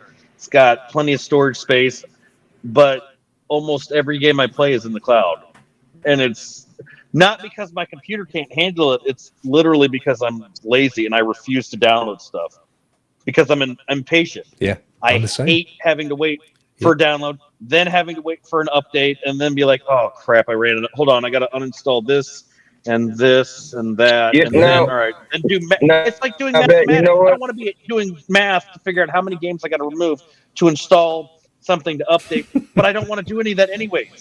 I hate dealing with downloads and updates. Let me throw this in there, Vet. Here's what's crazy, right? So I was, God, you know me, man. I was big on the cloud, right?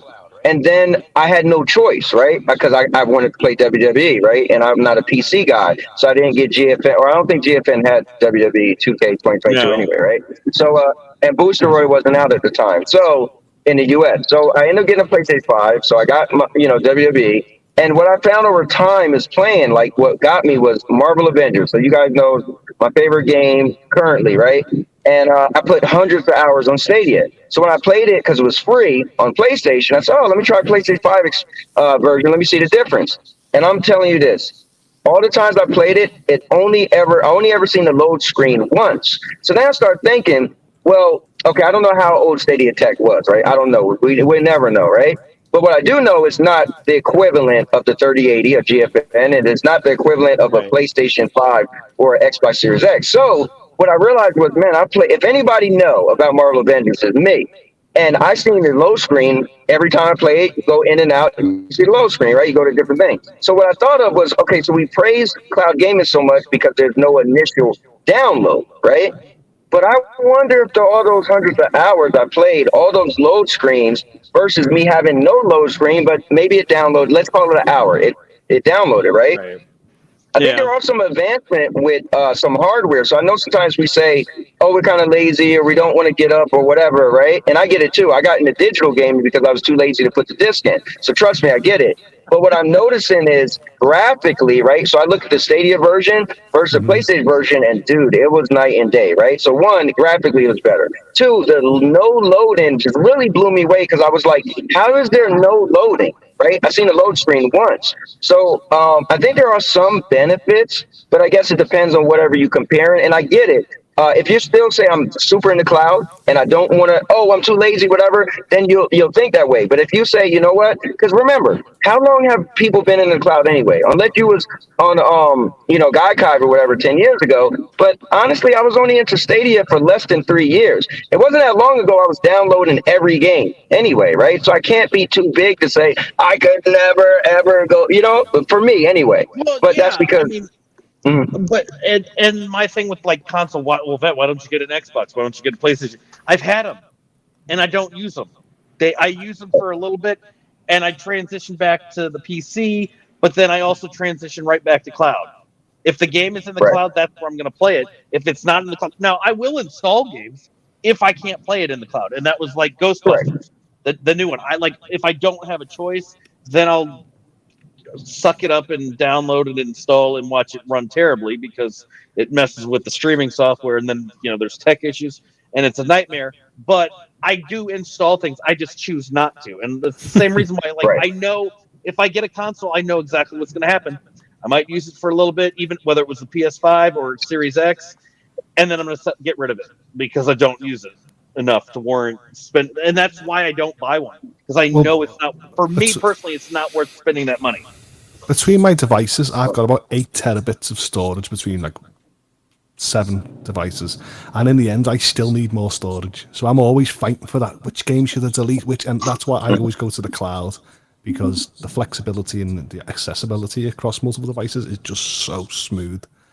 I mean, there's sometimes where I do cry. I want to play Bayonetta on the Switch, God of War on the PlayStation, and I wish that they offered it on a cloud service, but they don't. So sometimes I'm drawn back because I feel like people don't adopt them fast enough. If there was a cloud platform that allowed me to have my 80% rule, man, I would be there. But I got to the point, before Stadia closed, I kind of broke a little bit. I was like, dude, it's getting to the point where, okay, I only played one game, which is Marvel Avengers. But then when I seen newer games that I was interested in, I was like, oh man, I would love to get them with all the benefits the cloud gave. But it got to the point where it was like, I can't count on, if a cool looking game is coming out, that there's an 80% chance I can get it. But I know the future is coming and cloud can't be held down. And I think Microsoft is doing a great job at pushing it. Almost every day and date game to Game Pass comes on the cloud. So that's amazing. So we're getting there. It's just not enough for me. The adoption rate for games coming to cloud is not enough for me, But that's one of the advantages, isn't it? Because you do have that choice. For me, it's the fact that there are so many games out there, and a lot of them that I've never played, and I can literally go into a cloud library, fire it up, 30 seconds later, I'm giving it a go. Is it a game that I'm, like you were mentioning the Yakuza library just now, HOULTS, and everybody raves about them. Now, I could go out, to be honest, I'd never go out and buy one, but I may try it and think, actually, you know what? I've just played this in the cloud for a couple of minutes. It's actually a reasonable title, and now I want to play the rest of them. So it does give at least people like me who maybe have been very much focused on a particular game type to expand and try a few different titles. But then something like Ragnarok comes along, or Horizon Zero Dawn, or Callisto Protocol. I'm quite happy to pay and download and install that if it's a one-off special that isn't in the cloud. I'm never going to be completely, well, if it ain't in the cloud, I ain't playing it.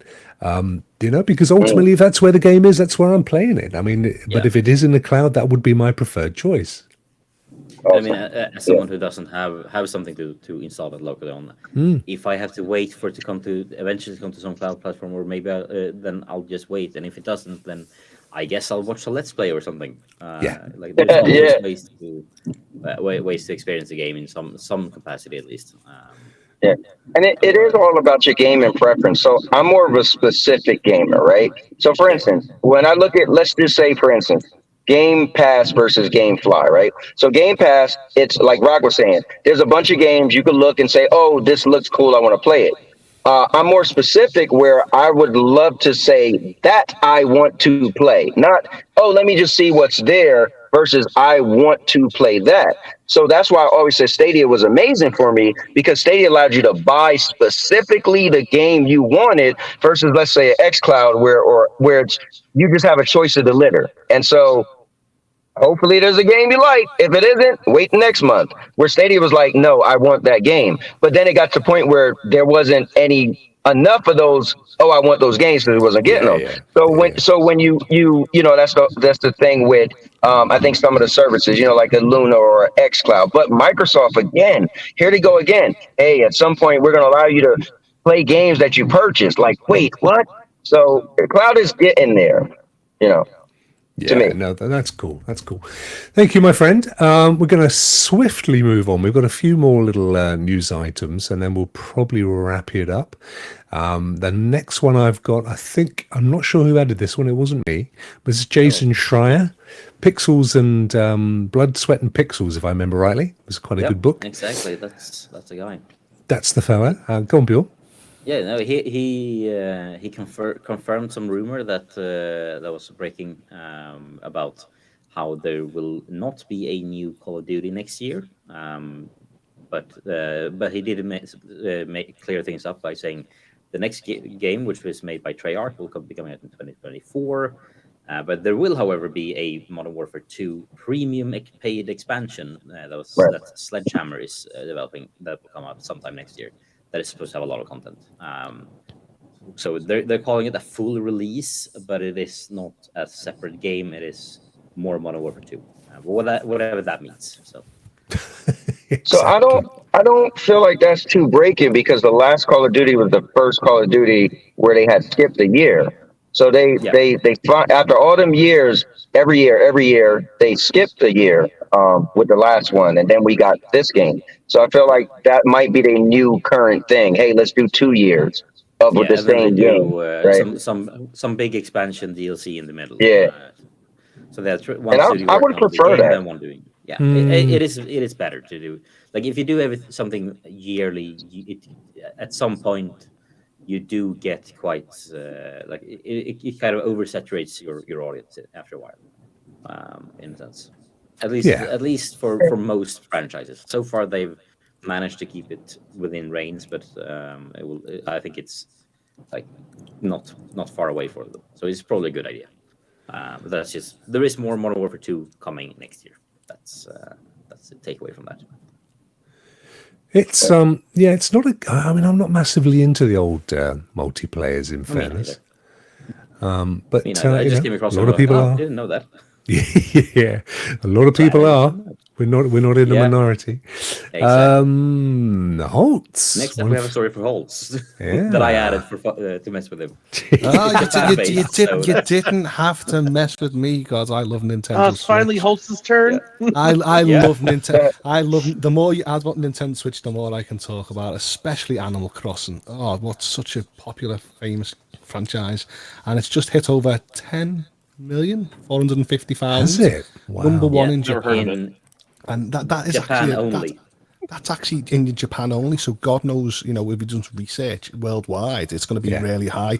So like if you think like Elden Ring selling like 13 million, or God of War selling 23 million, this game is actually saying that it actually is a premium franchise for the fan base and the people of the Switch. I mean, just look at the releases of that list. That's the number 2 game. Look at the number 2 game. The number 2 game was released in 96. 96. I mean, it's been topping that list ever since. I mean, there's nothing wrong with looking at that list, because on average, number 4 is from 1985. God, I mean, there's a lot of games. There's a lot of games in the top 10 that hit about 5-6 million, which is still more popular. And that's, like I said, once again, in Japan, it's not the world. That's more popular than the likes you would see on a Sony, like Ratchet and Clank, for example. Weird how almost every game is a Pokemon game. Yeah. I would never have expected that. No. Animal Crossing was nominated for Game of the Year last year. So. Now, this game is so addictive, and it's so fun to do, especially for I've seen a lot of ages play it. And so when I heard this news that it's got number 1, I'm like, well deserved. In my mind, it was always one of them franchises that I've never succeed. And my Japanese friends, they're not gamers, but they all know about Animal Crossing. They all know about like Pokemon. I mean, the amazing part here is that the record has been shattered, and that's a record that's been there for over 20 years. That is that's kind of mental when you think about it. And I know like the Switch was like one of the biggest handhelds selling before like it's more than X sells more than Xbox. Yeah, so in the end, having a title like this worldwide is a good win for Nintendo.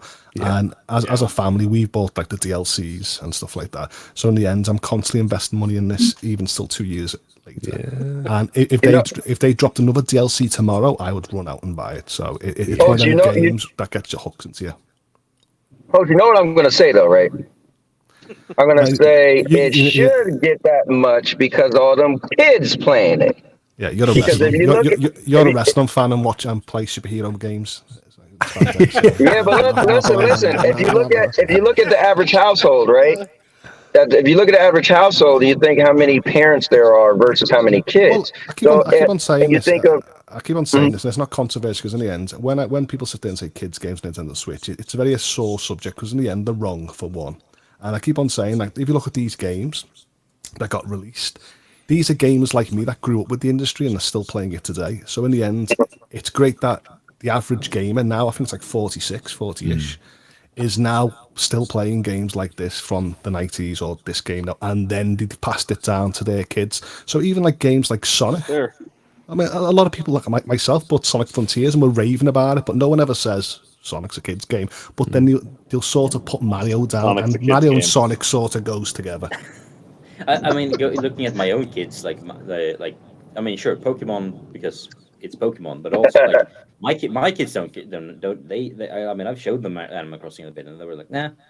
They care about Minecraft. They care about like my kids in general. My kids are a bit too young, but they care about Fortnite. I've got family members that one go into Fortnite, Roblox, and Minecraft, and then do my 5-year-old watches. Well, my 5-year-old watches, streamers play. He'll watch it on YouTube and watch Minecraft or Roblox, but he's always asking me for a Nintendo because he wants to play Super Mario Brothers 3. Or he goes to bed, Dad, put on some 80s cartoons. I'm like, thank you. My job is complete as a parent. When he wants a Nintendo and wants to watch 80s cartoons, I'm like, I've raised you right, boy. But even like Chat's mentioned, next week they're going to get a new Pokemon Violet and Scarlet, and that's going to hit straight away into that charts. I can't keep up with all the Pokemon games. Who likes Mass Effect? Show of hands. Me, I love it. Never played it. So yeah, a few days ago, never played it. Or I think 2 days ago, 3 days never ago, played it, guys. There was the N7 day, November. Oh yes. Yearly Mass Effect day. They released this this image, like animated image with some like weird noise in the background, and then people decoded that audio, and there was a like audio line from being said by the Shepard. No, not Shepard, by Liara, and then I mean something, and like the lines that was said was not a line that's in any of the games to my knowledge, and it's like hinting at something is happening. We had it all wrong. I see this as a massive hint to, hey, we are working on a new Mass Effect. Obviously, first they need to get Dragon Age 4 out the door. Oh, that'll be amazing as well. But it seems like the Mass Effect Legendary Edition was a kind of a hit, so they have decided that, even though Mass Effect 4 didn't do very well, let's try again with a Mass Effect 5. I mean, I think Andromeda was still a great game, but to a lot of fans, it's disappointed because they were so used to a trilogy arc, should I say, of the Mass Effect story. You know what I mean? And I feel like going back to this galaxy and stuff like that with fan favorite characters is just it's a win-win with me straight away. When it's pre-order, I'm gonna love it because I love all the sci-fi settings, and I love what I deeply involved with the characters in the Mass Effect trilogy because I love the way how each game carried on your saves and your decisions from the past game. So in the end, the game and franchise evolved with my decision. It was actually great, which is also seen in Dragon Age, by the way. So it's actually definitely a great game to play. Interesting. Yeah, it's hugely successful. I've only dabbled with it, I have to be honest with you. And the only reason for that is that I do struggle with games where you've every time you talk to a character, you've got to read through 6 different options. I agree. You don't read the literally character. kills me. Reading, I just want action. Yeah. That's probably why I don't play. But I do play like a game like Civilization. I can play that all day long. Okay. I like that style, but That's about That's your god complex, mate. That's what that is. It is. Yeah. Well, see, it's quite weird because in games like this, that captivates the setting. I would always speak to like a character like Garrus, and I would listen to all his dialogue and his dialogue tree window and stuff like that. But if I was playing Horizon Forbidden West, they go, "Is there anything you else need, Alloy?" I go, "Buy." And there's loads of discussions. I just lose interest. That's the weird. But that's the weird thing when I'm streaming Horizon Zero Dawn, and as you know, like when the main character, she goes and asks for a trade or something, and they're sitting there talking. I'm doing all of the choices, but I think it's more because I want to hear the storyline. Yeah. And it's got me mesmerized. But if I wasn't so into it, I'd probably do what you do and just like, all right, skip. Why are you not skipping? That is the thing with the first Horizon Zero Dawn, though. And funny enough, that's the next story we've got, because what I found with playing, I absolutely adored Horizon Zero Dawn. It was my favorite game, and it has, and no spoilers because I know you're working through it, but it has for me one of the best stories ever written in a game, and the payoff at the end, Aaron, when you actually get there and it all gets explained, it's like, wow, that is amazing. The problem with the next one, which technically looked nicer and had some nice mechanics, they'd already spilled the story. Yes, and there was no way that they were ever going to get a story that was as good as the first story, because that was amazing, and this is a kind of a follow-on. So I just wasn't as engaged in the second one as I was the first, which was a shame because I adored the first one. But it's what it is. Anyway, this is you can now bet with QuinnBet. It's one of my favorite favorite betting partners. Oh, I can get a jacket too. You can buy a jacket. There you go. And for a limited time only, they take Google Play credit. For 2 weeks, apparently. They are. So Sony says they've reportedly partnered with NCSoft to make a Horizon MMORPG. Yeah, and we do know that with the purchase of Bungie, one of the reasons was Sony wanted a stronger footing in the live service games. And I mean, NCSoft, while I've only dabbled very briefly in Lineage, which is huge in Korea. NCSoft is a Korean company. They also own ArenaNet, which is the American company behind Guild Wars, which I really love. So I mean, if there is some people from ArenaNet helping out with this, I'm very happy. But yeah, this is developed in. I think this is mainly developed in Korea. So NCSoft will likely be doing the development. See, I'm not a big MMORPG gamer, but I might still try this out and see if I can get hooked into it. Well, you can see where it's going. It is a good IP to use for it. In Forbidden West, they had mechanics like engineering, and you have to do some chef jobs and stuff like that. So in the end, you could be a tracker, you can become a warrior, a brave. So you can see behind the scenes where they were trying that you can incorporate all this into a big, huge MMO. If it's got a story to it as well, I probably would get hooked on it. Because the one thing that I will say when it comes to most games from Sony, the biggest thing that gets me is if it has a good story. And there's been plenty of those. Metal Gear Solid 5, I was hooked on that because of the storyline in that one. Horizon Zero Dawn got me hooked because of the story. That's a lot of times those stories are what if it's done the right way. Imagine when an MMORPG managed to grab you through the story, because then your life will be over. See, I agree with Rokk. The first one was so captivating in the story that when I played the second one, I felt like I was dragging my feet, going, "There's nothing new to carry on." And like I said, it looked gorgeous. Set me up for failure, Well, it's in the eye of the beholder, isn't it? If it's not in the cloud, don't worry. If it's not in the cloud, I'm not buying it anyway. So it's all good. I don't have to worry about it then. So this is Vet's problem in 10 years. Wait until it comes to GeForce Now in 10 years, you'll be fine. Yeah, no, I loved it. No, Rudigs, I absolutely loved it, my friend. Completed it. What I'm saying is I think that necessarily so. They couldn't eclipse the story from the first one because, and I don't know if you've played it or not, but obviously I don't want to say too much because there are some guys in even in this chat that haven't finished it yet. But I just think it's one of the best conclusions to a story. You don't get it. I mean, I pride myself on being able to second guess most stories before we get to the end. This one blew me away. It was new. And would you say it's kind of like a movie when you're watching movies and then they try to do a sequel and it just kind of why did you do that? And these games are so open. Yeah, it depends on you as the gamer. That if you wanted to do side quest, follow different tribes, and there's more to the world. There's more to the world. That's than where what I'm lost. Sort of focused on the narrative. Yeah, there was much more about people. I think the first game was about this amazing science fiction story.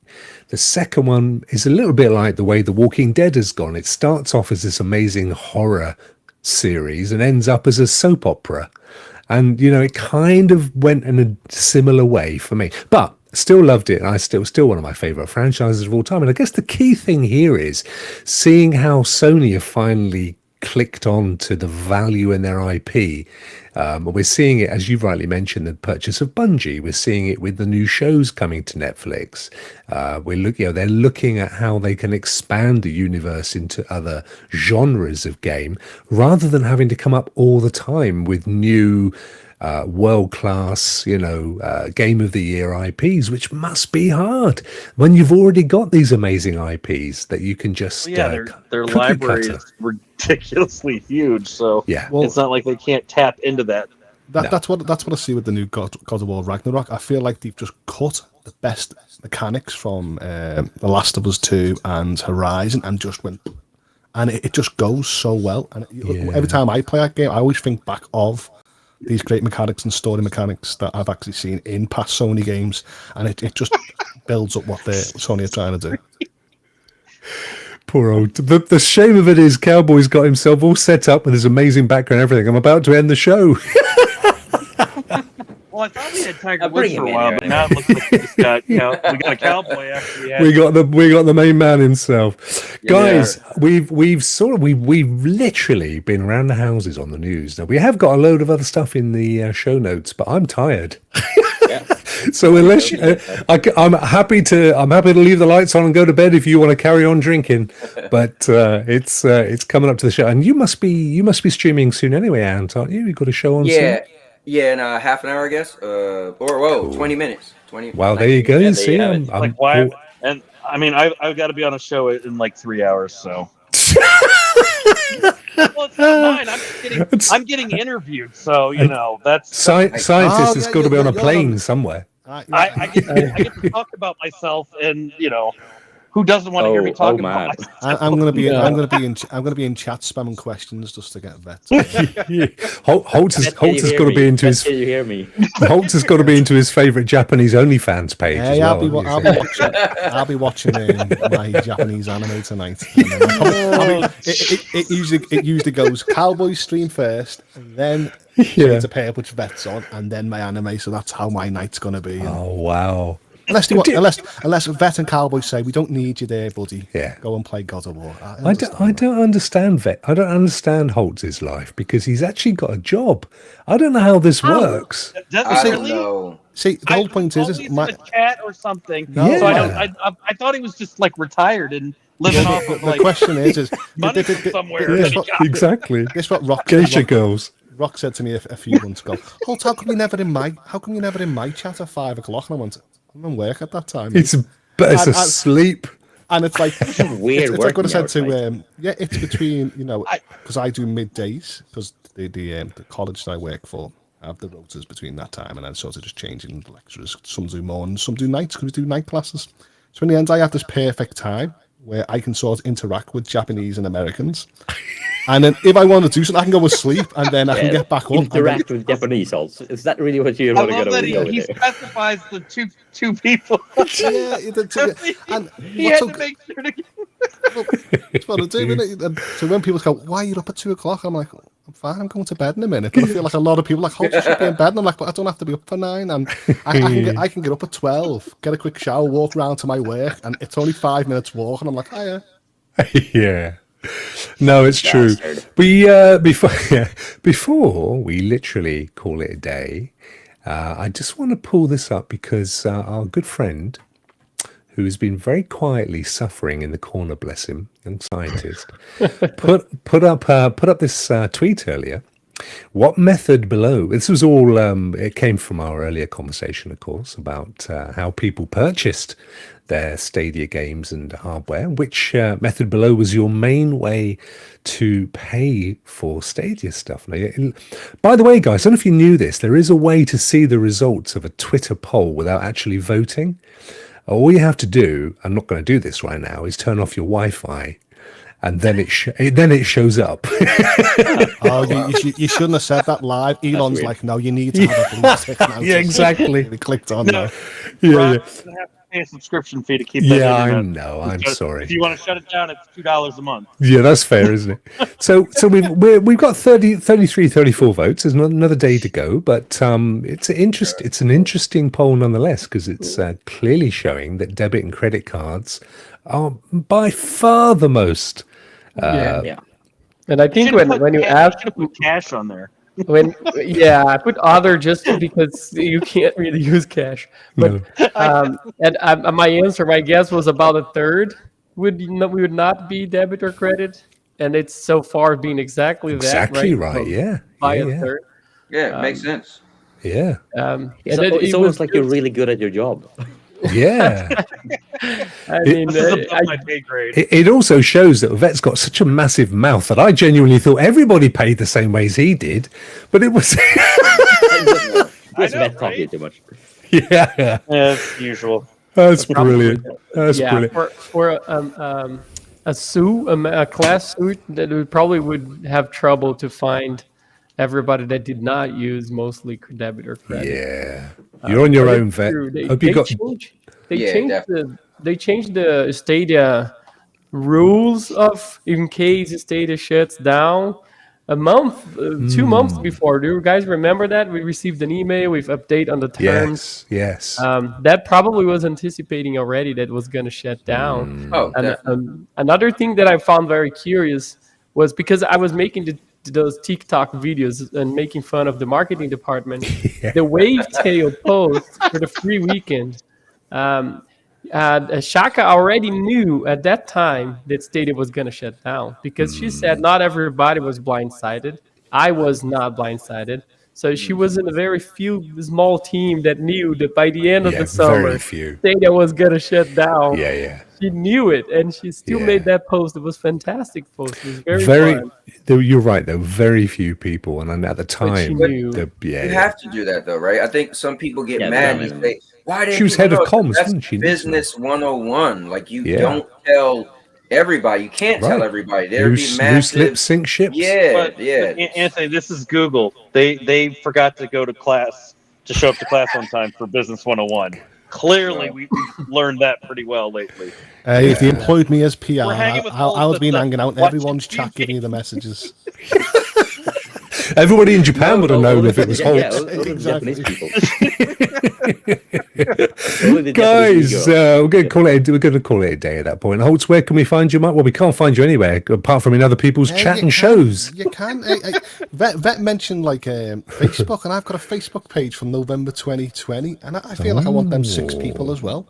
You know what I mean? So you can find me on there. Don't knock his 6, man. 6 is average. I want 6 them is a 6. global average. 6 is a good size. You know what I'm telling Like, you. you know, there, I get about 6 to. It's how do you use it, Vet? How do you use it? When Vet is seeing to those beavers, 6 is much appreciated. Let me tell you this. Don't tell my secret. Bjorn, what have you coming up, dude? Loads of stuff. Working on like 3 videos of trying to get some booking interviews wherever I can. Oh, yes.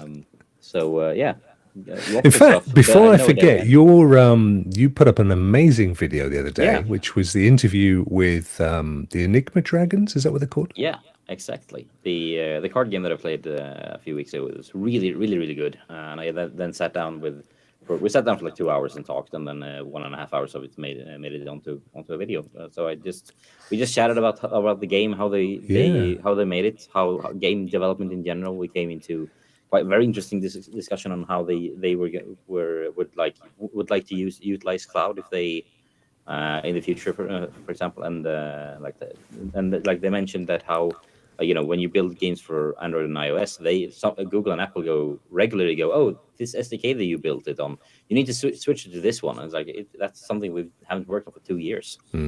Otherwise, but I know their pain. I feel their pain on a weekly basis, brother. So so they were like, yeah, I mean, if we can use cloud to give our mobile audience the game without having to bother with that, that's amazing. It's a really good interview, guys. So make sure you get yourself over to Bjorn's channel, and even if you watch it in bits, there was so much information. They were super open and super chatty, weren't they? Very keen. Really HOULTS, mate, your electric's just gone. You need to go put 50p. The meter's gone. People are shouting, you get off that bloody show with them guys. You need to go put 50p in the meter. I'm trying to cook some toast down here, lad. But also we're talking to some other developers to book some more in the future. It's not going to be a regular thing, but it's going to be every now and then. And then next week I'm recording another Hear Me Out with Young Ninja. Awesome stuff. So video game music coming your way. Look forward to that. Love it. And we got you in 10-15 minutes, my friend, haven't we? Yeah, what's on tonight? Rokk, I got one you're gonna like, man. I got Red Giraffe coming back on. Oh, he was good. Yeah, enjoyed him. Yeah, and he said he has a way to. This is his words. He's gonna show people how to get 50 to 100 subscribers a day. Something he figured out. He wants to go over thumbnails and titles. So it's going to be just a content creation. We're just talking about content creation, how to build your channel, extra tips and tricks. So it's going to be great. It's weird when people say thumbnails, isn't it? And then all it is people with like the mouth open. And it's like, and they get thousands. Like, well, just. So it's going to be cool. If you guys want to check me out, I'm always 5:30 p.m. Eastern, Monday, Tuesday, Wednesday, Thursday, and I put out random content. But I was telling HOULTS, though, let me just get to this real quick. This guy, he thought we were both going to be able to play God of War at the same time. We both was talked about it. I said, HOULTS, you're 5 hours ahead. He's like, no. I said, look. So I had the counter. Oh, okay, 4 hours. Yeah, 5. Yeah, 5. So I had the counter. He was like, oh, he felt so bad, right? I said, dude, don't worry about me. I said, but HOULTS, if you stream, you'll legally be able to be one of the first people streaming God of War. And he was like, yeah, but I don't have a channel. I said, HOULTS, darn it. Pull it together, man. Turn on that channel. No, he already has a channel. I want to give a big shout out to Rude Diggs, right? Because I was in this chat yesterday.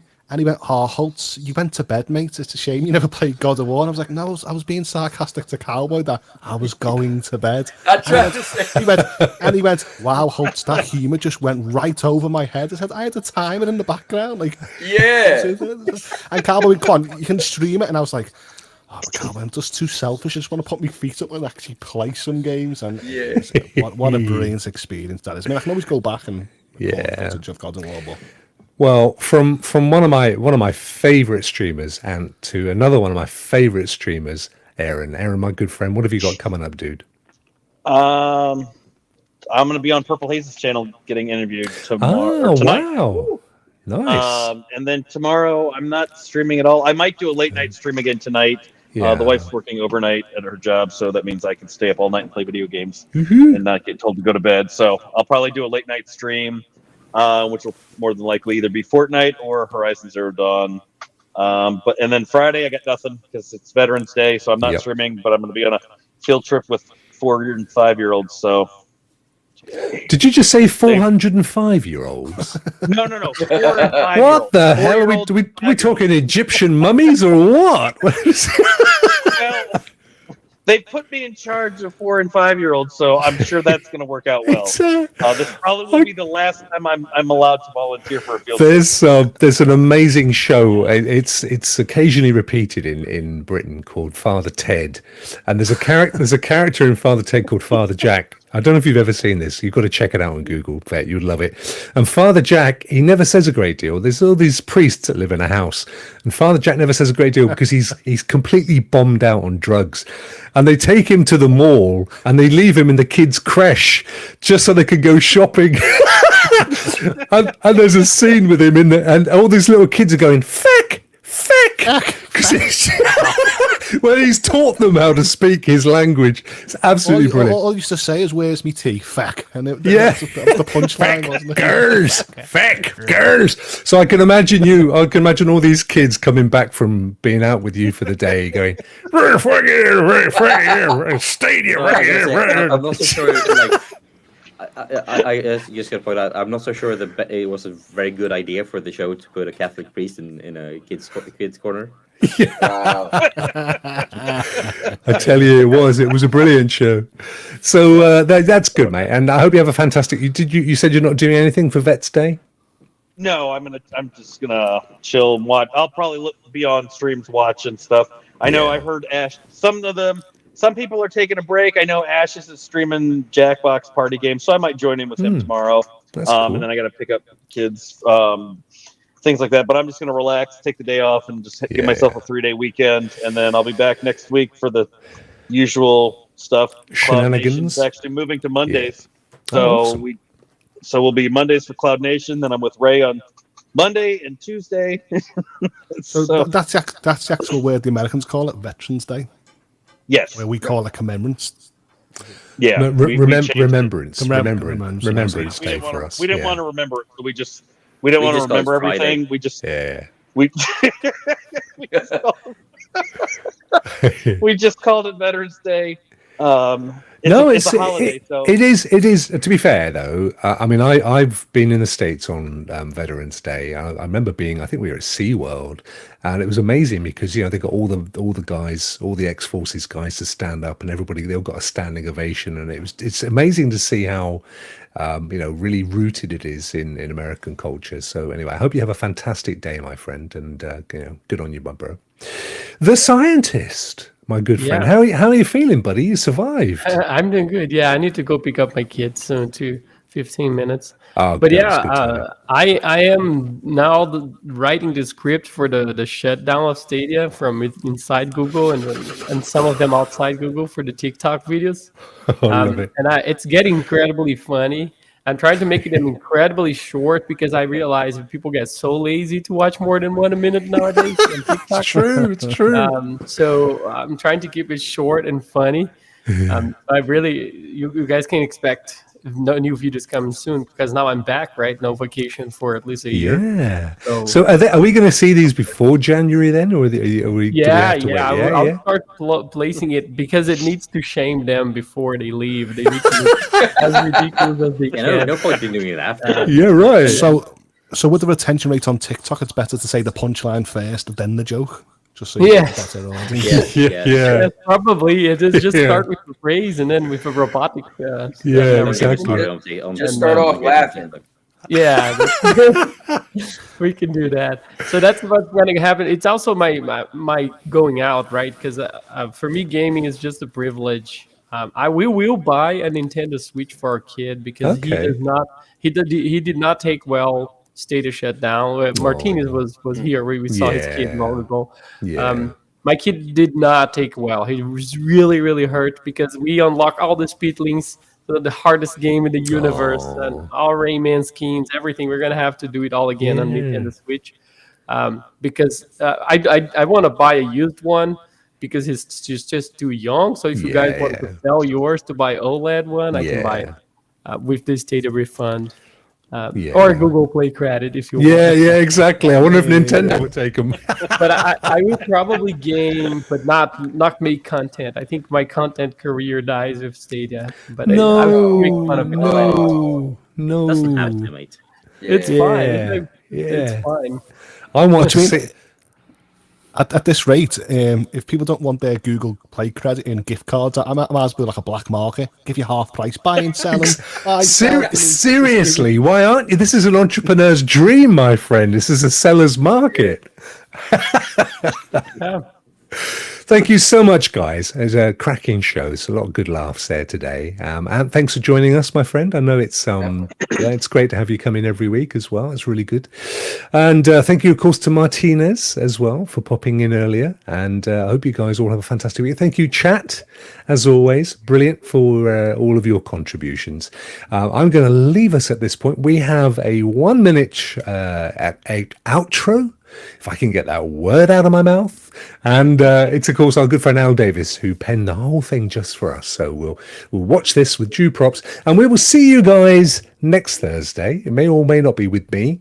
I might be doing every other week. I haven't made my mind up yet. But if it isn't, it will be your good and friendly local Swede, Bjorn, one of my favorite vegetables. And who doesn't love Swede? I will see you guys soon. Take care. Thank you for the invitation. Oh, lovely to have you, my Love you, friend. man. Thank you so much.